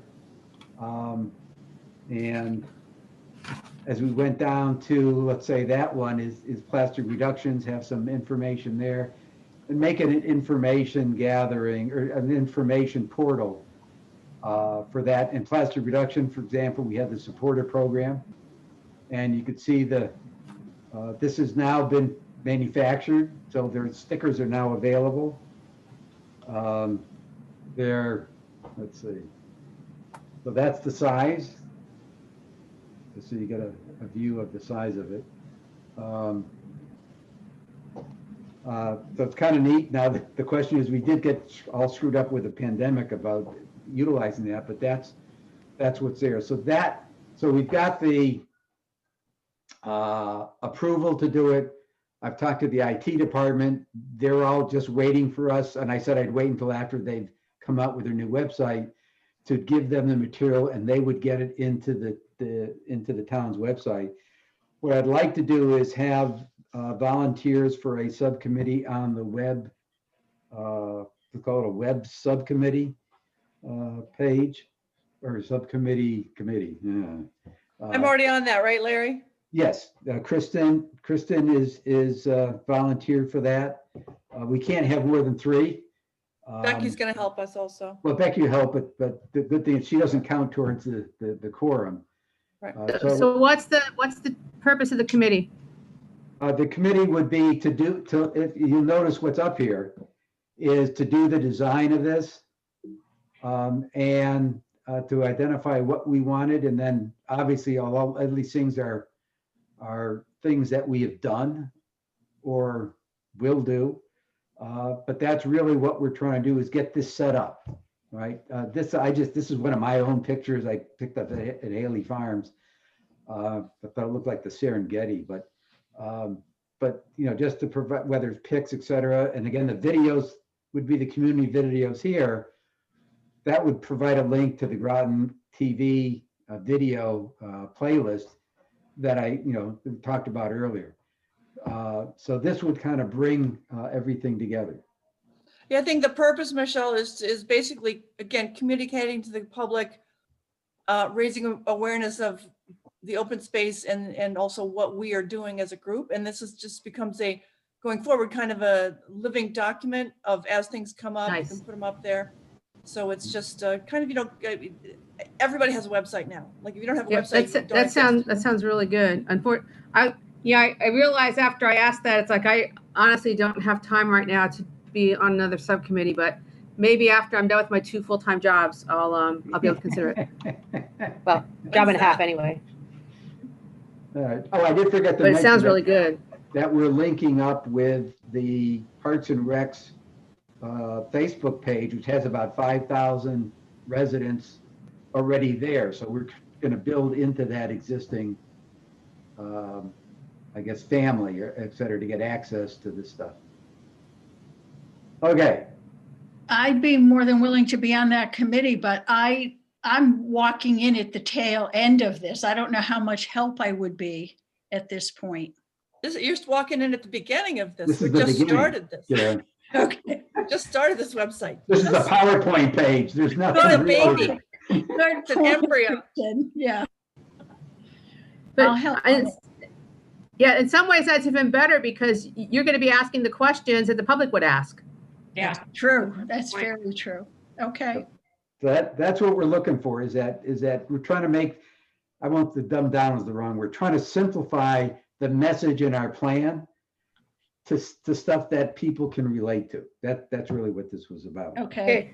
I hate to do this, guys, but I have to go to work. So I will be talking to, I guess, on the 30th or whatever day we have that other meeting, hopefully. All right, when are you bye, getting Michelle. back in town, Michelle?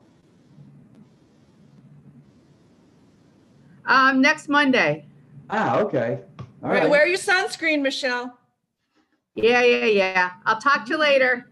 Bye. All right, Bye. so Bruce, the record states at 6:30 is Michelle has left the building. Got I it. can Thank you. actually, I had to leave. All right. But That's a video, that's a website. Just for the notes, who's on the subcommittee? Kristen, Kristen, Aaron. myself, Okay, you are. Sharon. That's from the commission. We also have Jessica and we'll probably Becky. suck in Becky, who would be community members on that same subcommittee. Which is kind of, it's kind of getting into that.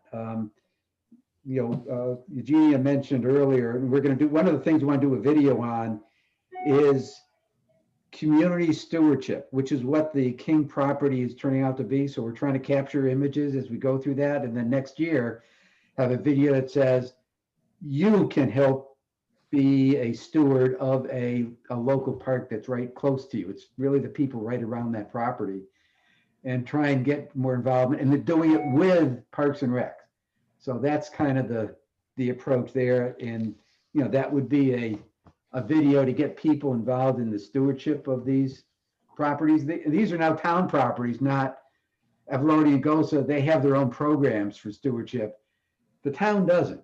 I mean, so this is kind of like trying to supplement the town resources for us. So I thought that was a neat idea that they were doing. And it sounds like, we could put that into our thought process, Tom, when we get to the stewardship workbook, is that could be something added to that, we didn't think about it at the beginning. I would say we have thought about it, and it is a section in that whole volunteer actions in section 6 of the plan, and then that's been incorporated into the workbook also. There's a section in there. It just needs to be more fully developed. All right, I stand corrected. That's good. Okay. So now we got some actions already going on that then. All right, so the other item on the outreach program was the trail booklet. And I kind of leaned on Bray to support the text part. And one of the things that in the town website and everything else, it only has the town-owned properties for trails. It doesn't have everything together. And the Parks and Recs Department has agreed to support trying to pull together all the trails, pull it from all the different sources, and at least get it into one spot. And I was leaning on Bray to provide, some text to go along with a parcel, right? And then, if other folks can certainly address certain parcels that they have familiarity with, but that was the thought process there. Any additional thoughts on that, Bray? No, I need to contact Parks and Rec just to go over with Mark about the different trails. There are some properties that future trails will be going on. And as it turns out, the King property, there's a trail that's being developed now. So probably by the time we get this booklet together, the King property might be able to be placed on that booklet. So need to come up with some, a few sentences about the history of that particular property, for instance. So it's a work in progress. All right. Would you like some, create a subcommittee and get some help from other commission members on that, Bray? Not right at the moment. Maybe we come back at another meeting in the future. There's a couple of things that I need to talk with the Parks Rec first. And then I have a better concept of what I'm doing, then I can come back and ask for help. All right. I think both Kristen and Mark had examples of stuff that had been done other places. Or was that you, Ann? I think that was, I'm trying to remember who I talked to now. Well, you and I had a meeting about it. I think just the two of us. And I mentioned that I have a friend in California who's done a lot of this, and I have neglected to find her source. But if they have a professional map maker who just does this all day long, putting together compilations and local maps and trail maps and stuff. So I'll get on that. Yeah, That was only a couple days ago, right, Larry? that's correct. Seems like we're meeting every other day lately. Oh, well, we can if you want. All right, let's move along. The next item, let's see, it's 6:35. The next item on the agenda is the open space ordinance.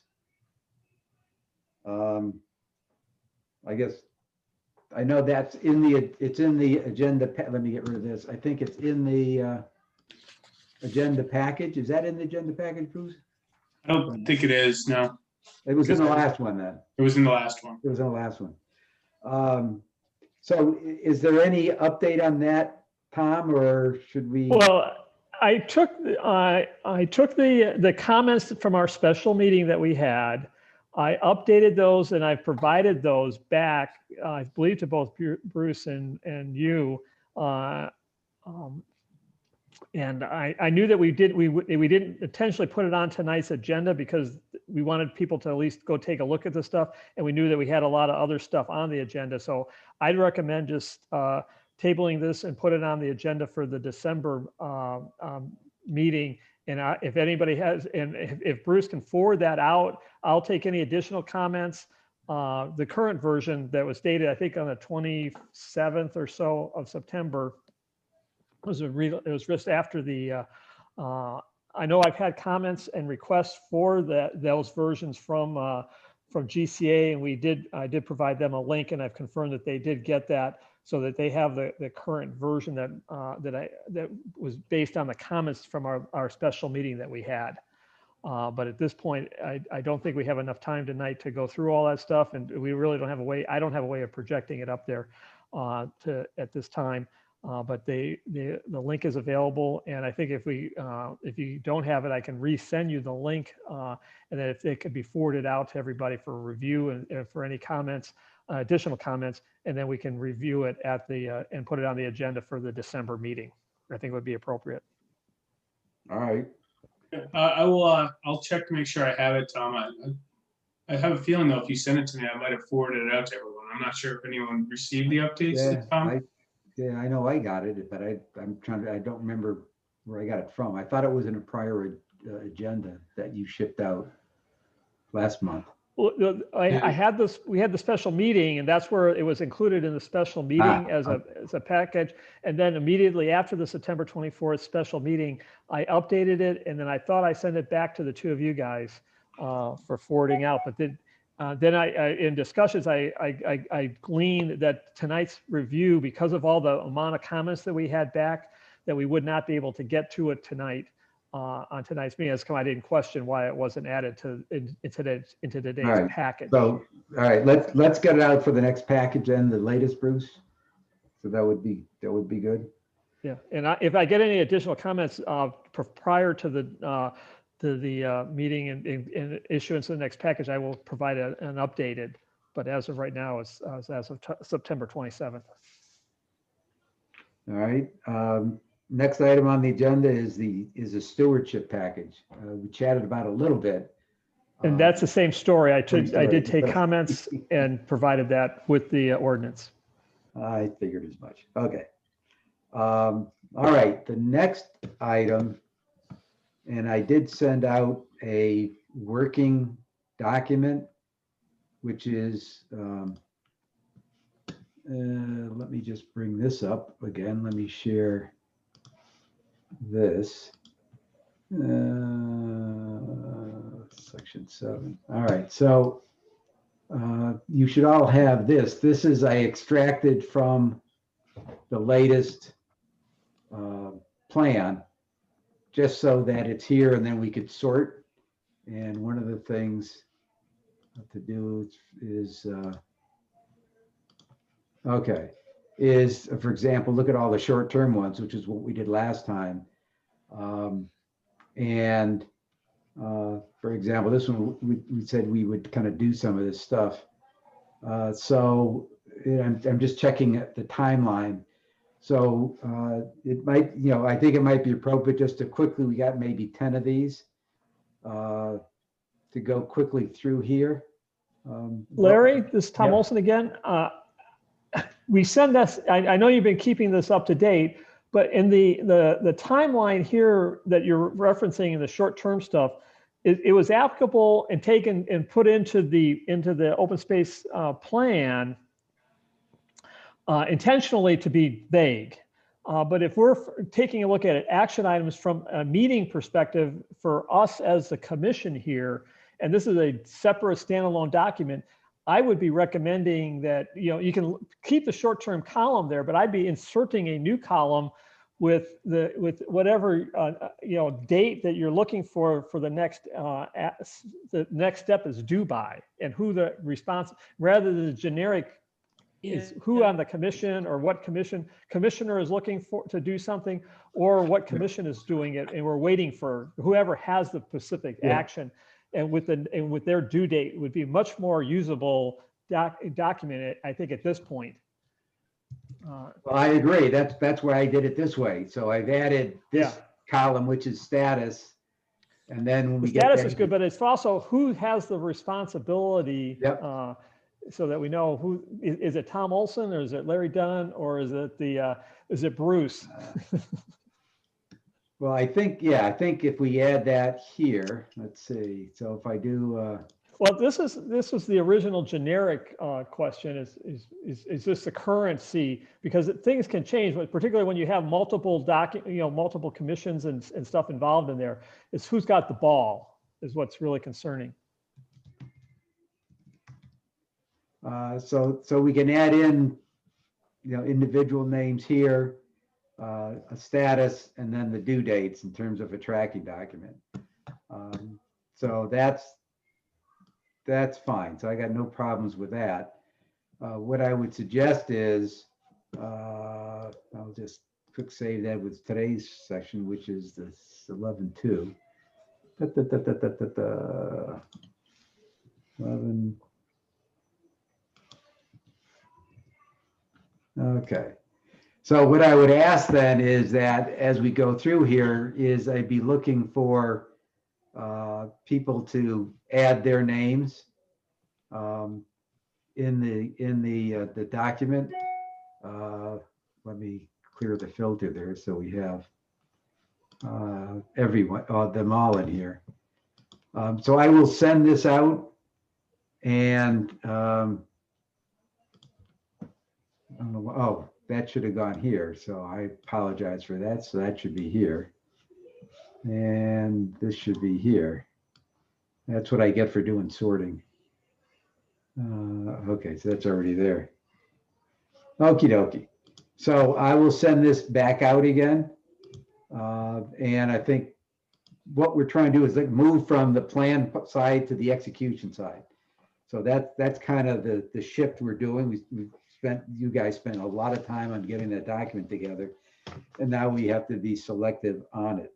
All right, so I will send that out, or I'll send it to Bruce. Well, I guess as a staff internal document, Bruce, I've been sending this stuff out. That is something that even a regulatory commission can do. So I want to be using this internally. So I will send out an update on the actions. All right. Having said that, an update on, plastic ordinance update, pandemic related litter stickers. We already shared the sticker. So, Kristen, any additional thoughts? Yeah, I just want to update. We have a little posse. It's Liz, Eugenia from GCA, myself, and Chris Kuhn also from GCA. And we're sort of making a game plan in terms of reaching out to businesses. We're going to go to them with talking points, see how they're doing with the ordinance, if it's working for them.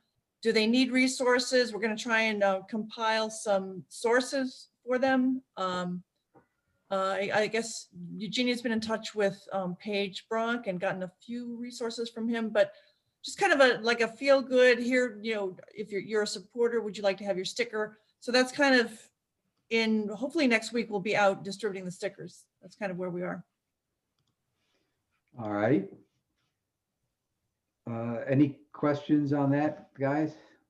Could I have all I have for the sticker right now is just kind of a picture of like half of it that was in the packet. Is there anything more I can just send out just to like economic development now and give them a picture of the sticker? Or Yeah, I can send you a PDF. I could send you an actual sticker too. You could put it on your car.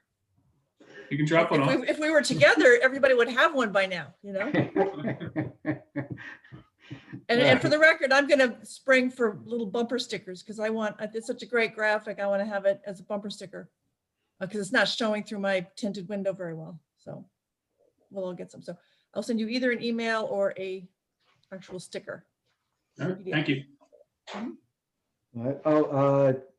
Hey, Bruce, perhaps maybe there would be someone from the Economic Development Commission that could work with Kristen and Liz, et cetera, on this?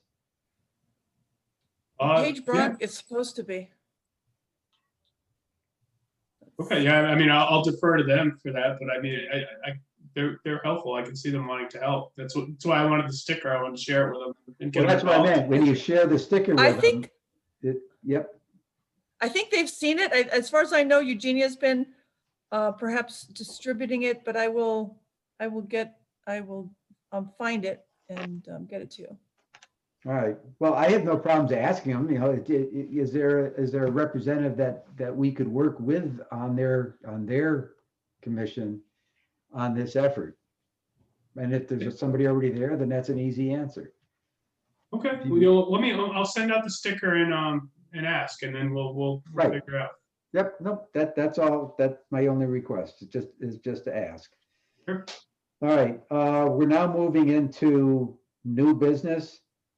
So Sealy School, there was information that was in your package. I think it up there and moving stuff around so I could get to it. So I think that was way at the end, right? Yeah. Yes, this is the last pages. Where the heck, oh, there it is, okay. So I guess the question was, or the status is, this still is it beyond conceptual or is it like conceptual part stage 2, Bruce? Well, we have a wetland application in now that looks very similar to the plan that you have in the packets here. We had a site walk today with the Inland Wetlands Commission and the owner and a few of their engineers.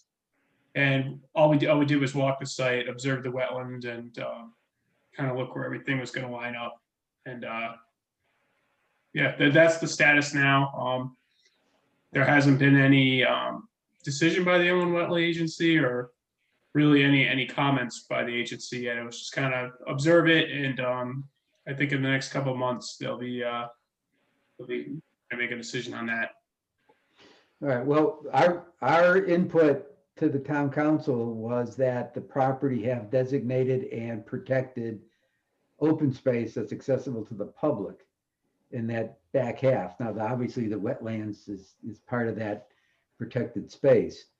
And it was hard to see from the documents they sent where that exactly was. So it's not necessarily part of wetlands because it's more planning in the development department that says how much of that property is open space. Kind of gets back to the discussion we had earlier about when the town acquires property to make sure it's permanently protected.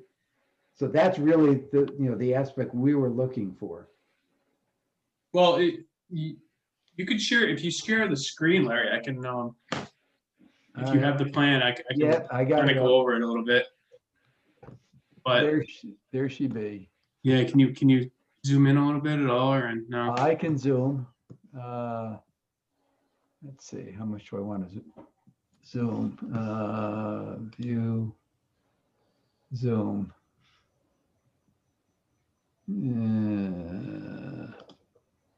Let's see.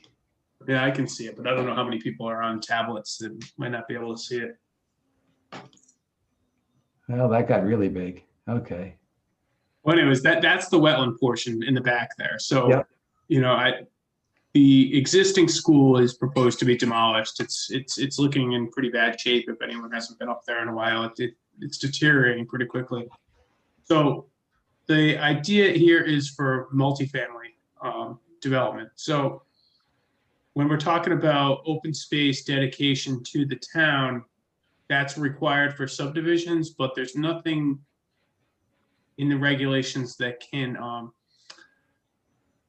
force the applicant to dedicate any open space for a multifamily development like this. I don't think that's in the plan. What is in the plan is a dog park that is proposed in the back. It's not on this plan though, is it? I thought there is.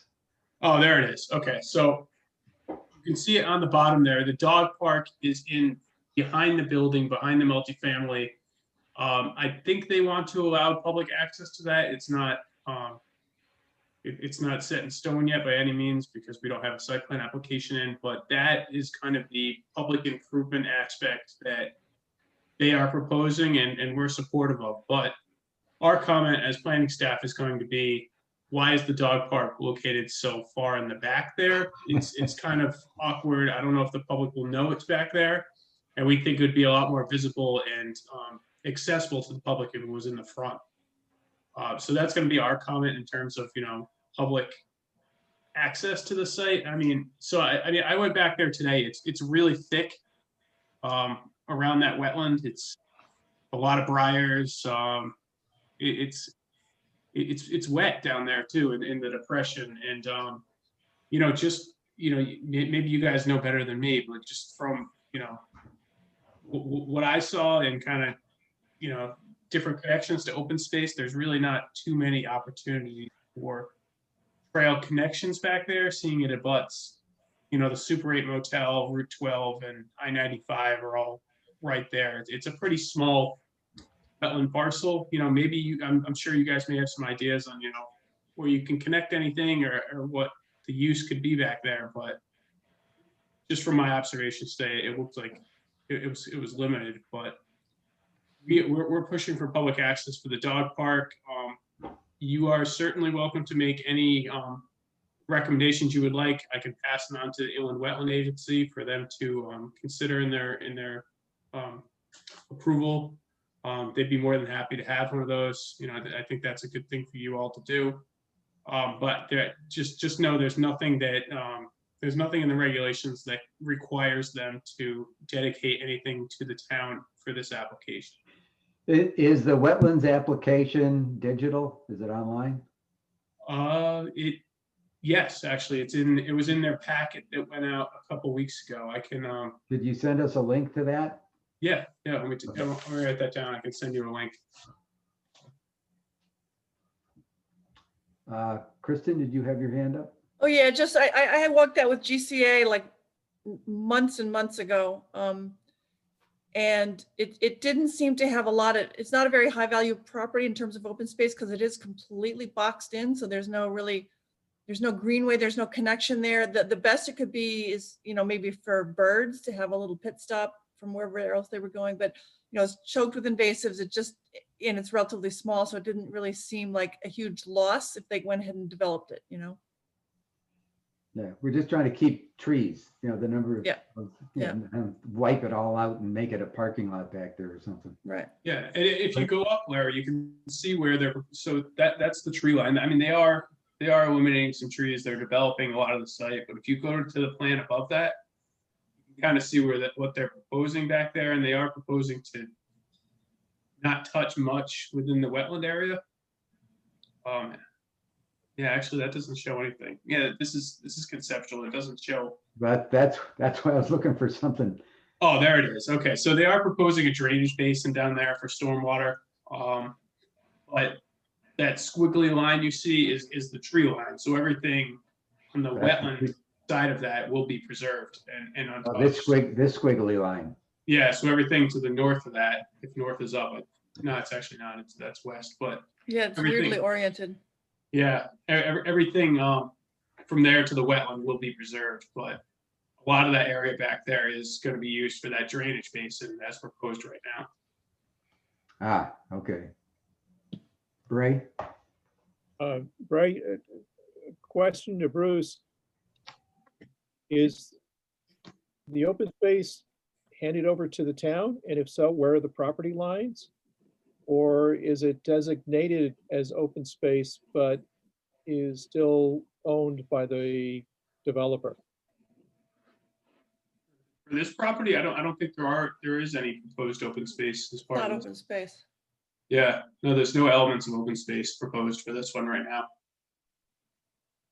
Okay, that's because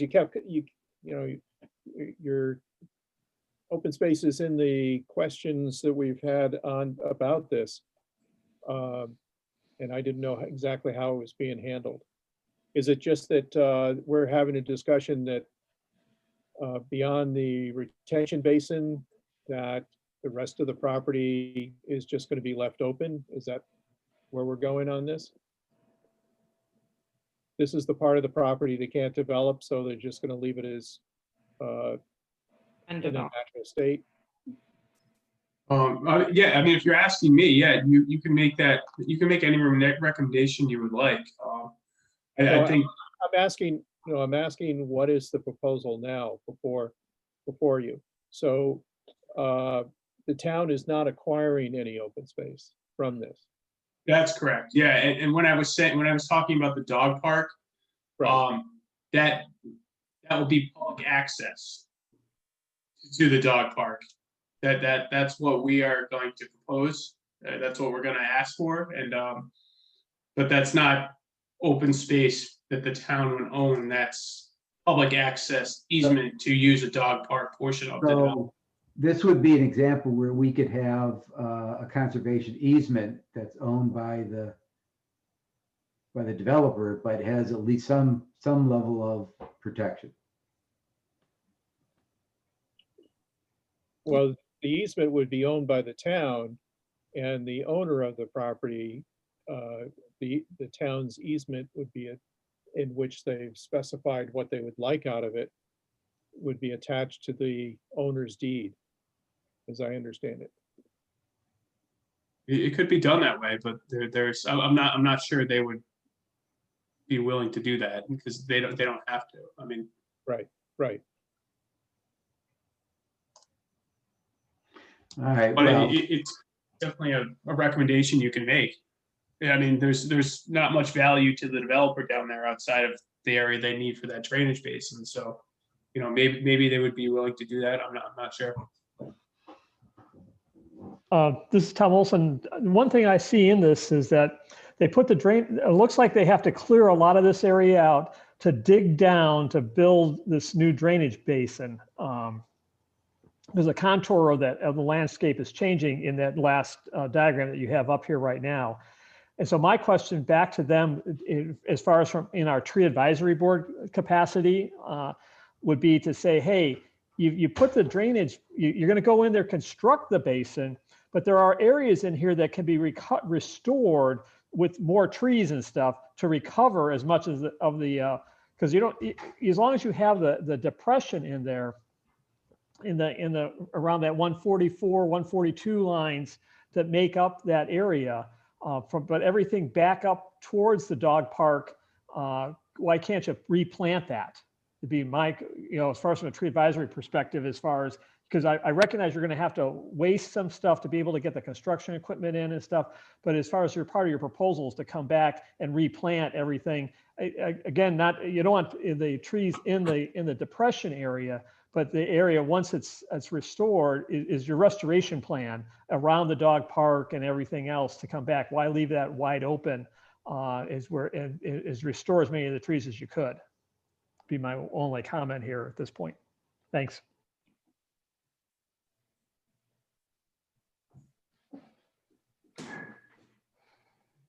all right, so I think our action here is to get the proposal in for the wetlands and to construct a recommendation letter back to both the Wetlands Commission and the Planning Department on our input, right? And so I think we've got some with between the trees and having some protection of that wetland areas from an easement, a conservation easement point of view. would be appropriate. All right, let us then move to, oh, there was a late breaking one that came in, which was on, I guess, back to plastics, but it was a new item. It was on NIPS. Larry? Yeah. What? Since we're spending a little bit of time on this particular property, I asked to Bruce that the inland wetland has commissioned, you did your site walk today. Is there some point in, I guess the clock is now started for them to now have discussions about this and then move ahead. Is there some point, like if we thought about it and came back to the next conservation meeting in the beginning of December to have comments for, inland wetlands, for instance, or whoever planning, or the comments we're making right now to you is sufficient to go into the Yeah, sure. process? Yeah, I was going to suggest that. So, if you wanted to, so the comments you're talking about now are sufficient if you make a motion to incorporate those into a letter to the Inland Wetlands Agency. Deb Jones is working on this application, so I can't guarantee they won't make. I don't think they'll make a decision on this in November. Actually, they won't. So next meeting you'll have time to make a recommendation to the Inland Wetlands Agency if you'd like to, or you can do so tonight. But the way I would suggest you would do that would be just, through a memo and just some comments to them, just, say, please take this into consideration. Formalized memo, if that, or Do you want to, let's put together a motion about thinking about the between the drainage basin and the dog park, that they might consider more trees?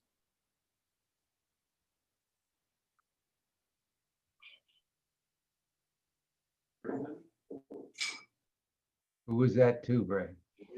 To Tom, sorry. I'm having difficulty tonight on my internet. It keeps breaking up. So you would like me to make a motion for the recommendation for the memorandum that our chairman's going to send to the planning department that as an initial comment to the site plan that's proposed, they would incorporate as part of the additional tree plantings in the restoration plans that need notes that they would have more trees planted during the restoration process for around the dog park and the retention pond. So I would make a motion for that be included in the memorandum that to be forwarded by the chairman to the planning folks. I think it's inland wetlands, I believe. But Inland Wetlands is reviewing the Inland Wetlands application, but this would be in the site plan review. There's actually two things happening in parallel, if I understand here from Bruce. You have Inland Wetlands doing their review, which really is the area north, just outside, just in the upper portion of what's on displayed here. They're reviewing the whole process, because all the dotted lines, those thick dotted lines, that's all the water runoff that's coming from the parking lot, going into the retention area. And then going out the top, there's another dotted line going out the top. That's where the stuff's going out into the wetlands. It's going from the 126 numbers down to the 118. And that's what Inland Wetlands is taking a look at. How's the water flowing from the parking lots to this retention facility into the low wetland areas. That's what Inland Wetlands responsibility. Trees don't affect that. So the site plan review that's going to be done by Bruce and Deb Jones in the planning department, that's where it would be applicable for our statements from the tree, as far as from the tree advisory board, would be to the planning department and how they're looking at, like as Bruce already mentioned, that they're already looking at the public access to the dog park. So this would be an additional item to that as I made my motion for. Yeah, that makes sense. Yeah, and I don't disagree with that either. I didn't mean to just say that. I was kind of thinking the Conservation Commission will review this in each step.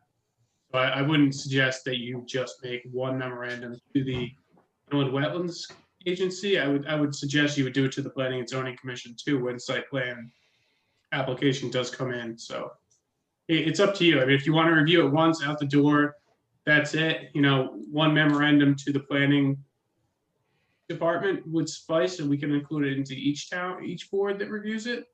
Or you can do it individually to the Wetlands Agency and then to the Planning and Zoning Commission. I wouldn't necessarily say that trees wouldn't benefit the wetland in this situation, or that's outside the Inland Wetlands Agency's purview. You know, they consider all that. They are responsible for everything within the wetlands upland review area and discharge into the wetland. And trees could come into play over there, but Tom is right. It's more that tree comment and the dog park comment are probably more applicable to the site plan review. There was a motion on the floor. Is there a second to that motion? I'll second it.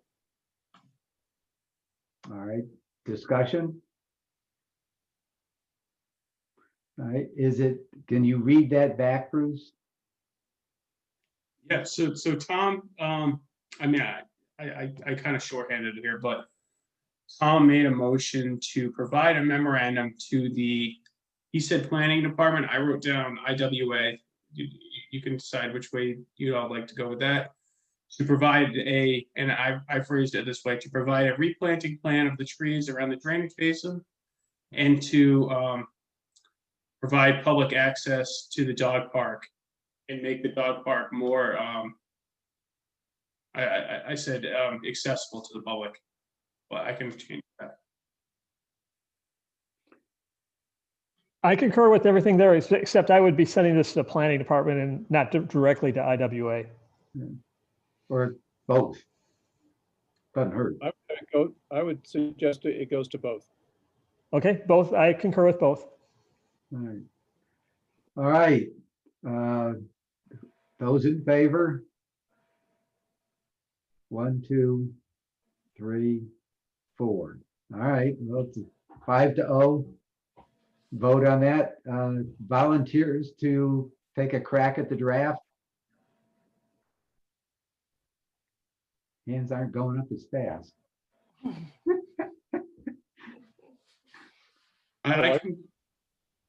Larry, I thought it was going to come out of you. Now, Bray, I used to draft stuff for you. Come on. You're so good at it though, Larry. You're so good at it. No volunteers, huh, Bray? I can help. Shoot me an email. Bruce can shoot me an email if he wants. I would appreciate at least some input on it. All right. All right. So that is another action letter. And the next new item on the agenda was NIPS, kind of going back to plastics. A bill to ban NIPS.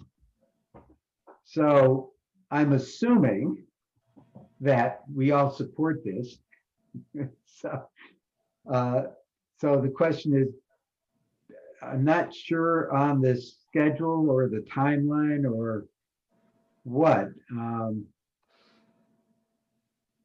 Larry, this is Tom Olson. To me, it's much more effective if this was coming from the town council rather than the Conservation Commission.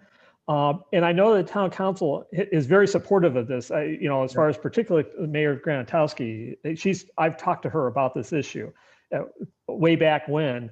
And so, because this is a legislative move, I think it's better coming from the town council, and it would go farther.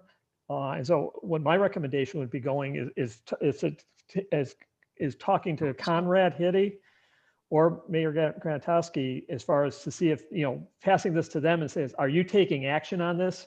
Or if not, then we would take something, because I would prefer not really waste our time with this because this thing is on their radar already, and that they're going to make a, because they normally would bring this up at a committee of the whole, discuss it, and then put an endorsement out there to these folks, because they've taken that aspect on the plastic bags and stuff. Yep. All right. Could I just say that maybe we should just send a little memo to the town council, just saying we're aware of this and supportive of their efforts in this direction? I think that would be a great idea, Kristen. Yeah, just nothing that we're not going to dig too deep into it because, but we're behind them on it. All right, let's do this. I will reach out to Conrad, because he's kind of on the town council, and talk about what's the best approach to Tom's point of supporting them, whether that's a formal letter or whether, hey, we got it, just show up at this meeting and provide your verbal support. So I'll ask his advice on that. And if it requires a letter, then I will assume that, that I've got the support of the commission to do same.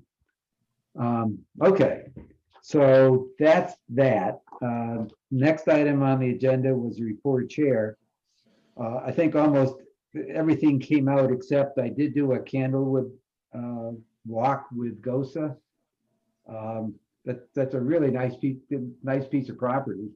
But I think that's being led by them, and so it's a question of us supporting that over time. So that's more of an informational input to you guys on that property. That will need some trail work because you can get lost in there. So that's one thing. My one comment on that. Next item is report of staff. That'd be you, Bruce. Okay, the only other thing I have that wasn't mentioned is the plastic ordinance has been, well, I guess after the hardship variance was enacted, it's been in effect since the beginning of October. We received our first complaints last week, but other than that, it's been very quiet. We haven't had any complaints. I don't know if that's because there's outstanding compliance out there, or if we just haven't had anyone call us.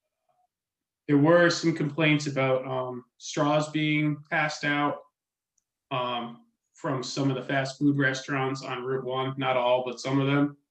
And they were being passed out without someone actually requesting one. So they were issued a warning, and they're going to be followed up on to see if they're still doing it. They were provided a copy of the ordinance, and a few weren't aware of it, and they were thankful that we kind of intervened and let them know. So that's all I have to update on that. And yeah, other than that, I don't have anything else. All right, so I'll throw it open to you guys. Is there some other topic you want to bring up, or we'll go towards adjournment?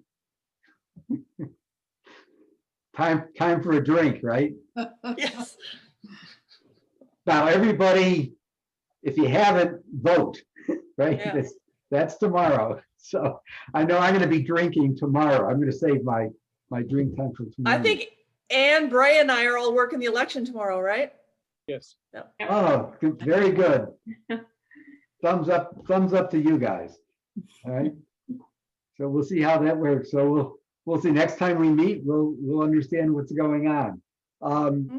Ann, I just like to, I'll call you. Do you have some time tomorrow? I just want to call you on nailing down the final version of the plan. I'll be at the polls Oh, from that's right. 5 a.m. to what, 5:15 All right, after 8. I'll wait. To 9 till p.m. Wednesday. All right, call Ann on Wednesday. All right. All right. I will do that, and we can get that kind of nailed down. Yeah. All right, I'm looking for a motion, final motion of the night. I move that we we adjourn. Second. All in favor? Aye. Bye. Hey, we're unanimous.